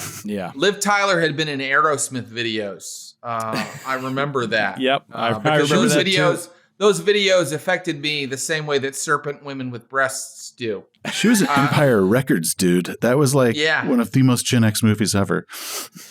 All right, we got to come to a close here soon. Let's see if we can get one obscure obsession from the Naish here that is something we don't know about. Is there any chance, Sizzle, do you got something for us in the obscure obsession category? I've just invited you up here. Come on up if you can. In the meantime, we got to start compiling some of these answers here and maybe doing a quick round. Sizzle, your mic is muted. Yo. There we go. What's up, big dogs? What's going on, Sizzle? How's it? Do you have an obscure obsession? I do. I don't know if there's a name for it, but I love looking up hex code colors and just trying to put those to memory. Wait, I don't know what that means. What is a hex code color? Okay, hex code colors are like that. Oh, go ahead, Joe. So not every color, but what? A million colors or hundreds of thousands of colors? I don't know the math. But colors have been assigned a system of a 6-digit alphanumeric hex code system. And I found this out as, doing this business over the course of the years, having to do graphics and having to match colors on certain logos and stuff like that. You learn that there are numbers, and I've never been able to figure out any pattern to them. Do you try to find patterns in the madness? So there is. I can't. So I'm a little nervous talking, but off the top of my head, I know there is. So it's separated to there's six digits. The first two are normally alpha, and then the next two are the last four are numbers also. Okay. But yeah, there is a method to the madness. I couldn't tell you what it is, but I just love like looking at them, trying to figure out what numbers go to what colors and where on the spectrum they lie. But to follow, is specific. That is obscure. That's obscure. Yeah, so every hex code also has like an RGB number in place with it too. Yeah, I follow a lot of like TikTok people and folks on Instagram that are actually able to look at real life colors and identify what hex code color that would be too, which is amazing. It is. That sounds like great content. It's crazy. Wow. Sizzle, thank you. Thank you for saving the segment. That was that is something I never thought of as a hobby. My eyesight is not that good because I've bought paint with my wife. And where we've got like 19 colors or shades of green and I can't tell the difference. The thing like a lot of women will have like several million more photoreceptors that they can see colors better than most men. And it's like proven by science. So like the idea of like being able to link it to a 6-digit code is like, I've bought paint. I couldn't do this. It's yellow. It's yellow. Yeah, it's just yellow. Sizzle, give us a great casting on your way out here. Sure. So my first thought was Patrick Stewart, Sir Patrick Stewart, and his legendary portrayal of Captain Jean-Luc Picard. As Captain Jean-Luc Picard. Now that character did not exist before Patrick Stewart played him, right? I don't know that he did. I don't think so. Yeah, I don't think so. Okay. Man, that's a good one. Okay, let's do just a quick couple more with only the answer to the contest question. Then we're going to pick a winner and get out of here. Who do we got? We got Night Station. Night Station. Why don't you come up here, give us your guess, and we'll get as many as we can in here in the last seconds of the show. Night Station, what do you got? All right, guys. You hear me? Yep. Yes. All right. So I'm going with Sir Anthony Hopkins as Hannibal Lecter. Oh, yes. Excellent. Excellent one. This is going to be a hard one to choose because people are giving a lot of excellent answers. Yeah, there are a lot of excellent answers. Movie adaptations, Silence of the Lambs film is probably the closest I've ever found to the movie is exactly like the book. They had to trim a little, but it is so on point. I agree. I loved the movie, and then I went and read the book, and I was pretty surprised at how true to it was. Another one that I think about that for is Harry Potter, the first book. I feel like the first book is almost scene for scene, like captured in the movie because it's a relatively short book and a relatively long movie. They put a lot of that stuff in there, and it felt pretty much boom, boom, boom. All right, couple more here, and then we're done. Nate Dogg, get in on the contest. I'm already sorry to those we can't get to. Nate Dogg. Hey, what's up? Can you hear me? Yeah, give us a great casting. An all-timer. All right. Marlon Brando as Vito Corleone in The Godfather. Yep. Yeah. Oh, man. Man, a couple late surprises here. Yeah. As Vito, I don't know how to spell this name. Corleone. VITOCORLEONE. Yeah, that's how I have it. Okay, great. And let's do one more. Just going to go random here. DeSicchio. DeSicchio, come on, finish us out here. Get in on the contest. Are you there? Oh, man. Yeah. There you are. Yes. Mandy Patinkin as Inigo Montoya in Princess Bride. Oh, man. Shit. Sure. He just goes, shit. That's a good one. That's a really good one. Man. It's a good one. What was his name? His first name, not Montoya. Inigo Montoya. Inigo. How do you spell that? Inigo. Inigo. Inigo. Inigo Montoya. Talk about bringing a character to life. My goodness. Okay, great. Now we will look at our answers. Let's look at the board here. If you go to the Discord chat, I'll post the answers throughout the show as they were here, and we'll pick out a winner. A lot of different fun suggestions here. A couple of late surprising entries make this one pretty tough. We'll all weigh in on it here. To me, I feel almost like, do we just talk it out for a second? Try to narrow it down? Do we do a secret ballot? What do we do? I'm definitely going to go with a character that was around before someone acted as that character. Mm-hmm. I think there's a lot of big ones here, but like very, very famous big ones, but I think that those are the best answers too. Okay. So for example, Hannibal Lecter's a great answer. Vito Corleone's a great answer. Oh man, Hugh Jackman's a great answer. Like Robert Downey Jr. is a great answer. It's really, really I would tough. say for me, the top right now are probably Robert Downey Jr. and Hugh Jackman, but or Ian McKellen. And you know what? I was going to say the exact same names, Joe. Ian McKellen and Hugh Jackman. And there's other answers in here that are obviously spectacular. And I don't mean to focus on comic books, but I do feel like I was going to go a totally different way. Okay, great. What were you thinking, Seth? Jamie Foxx is Ray Charles, and Anthony Hopkins is Hannibal Lecter. Were my two. Okay, all right. This is a tough one. Well, I'm sorry. Sorry, Seth. If we have the three in common, that means yours get booted. But those are great suggestions. Seth, get on with us here. Why don't you pick Ian McKellen, Hugh Jackman, Robert Downey Jr. We'll let our guest pick the winner. That's a good idea. Among those three, because we tied all three. We think those are the top three. I don't have them in a particular order. Who do you select? And that person wins. Triumph of the Tusk, a 3-book adventure path. By the way, fun fact about this one, it starts, and I think this is genius, it starts at 3rd level.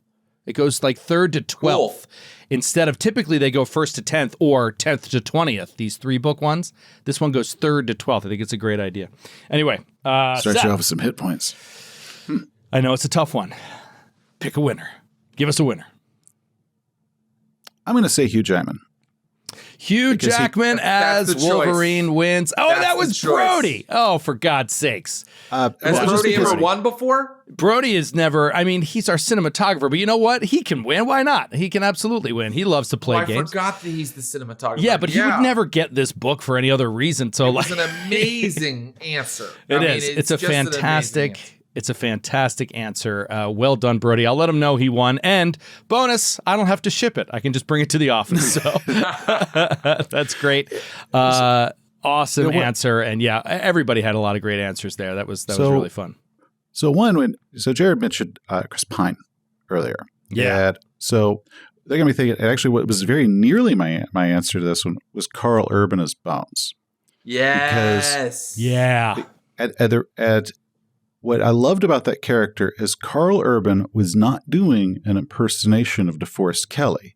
He was Bones. He somehow channeled the character without recreating what the previous actor did and still nailing it so hard. It was incredible. The only other actor that I've ever seen do that, I'm always blanking on names the last second, played Lando in Solo. Oh, Donald Glover. Yes, Donald Glover's his Lando was the same thing. It's like you are channeling the character without impersonating the previous and still flawlessly pulling that one off. So, but when you brought up Star Trek, it's like Carl Urban, man. Oh my God, his Bones McCoy was unbelievably. Yeah, that was really good. And yeah, good points all, Seth. Seth, thank you so much for joining us today. Thank you, it was Seth. so awesome having you on, learning a little bit about that back history. And most importantly, getting the names of those books and those authors. So I've got them on my wish list, and I'll be checking them out, over the next year or so. I'll get into that. That's awesome. Thanks, everybody, for hanging out, watching live. Congrats to Brody, and we hope to see all of you again soon. Have a fantastic week, and we'll see you next time. Later on. Bye.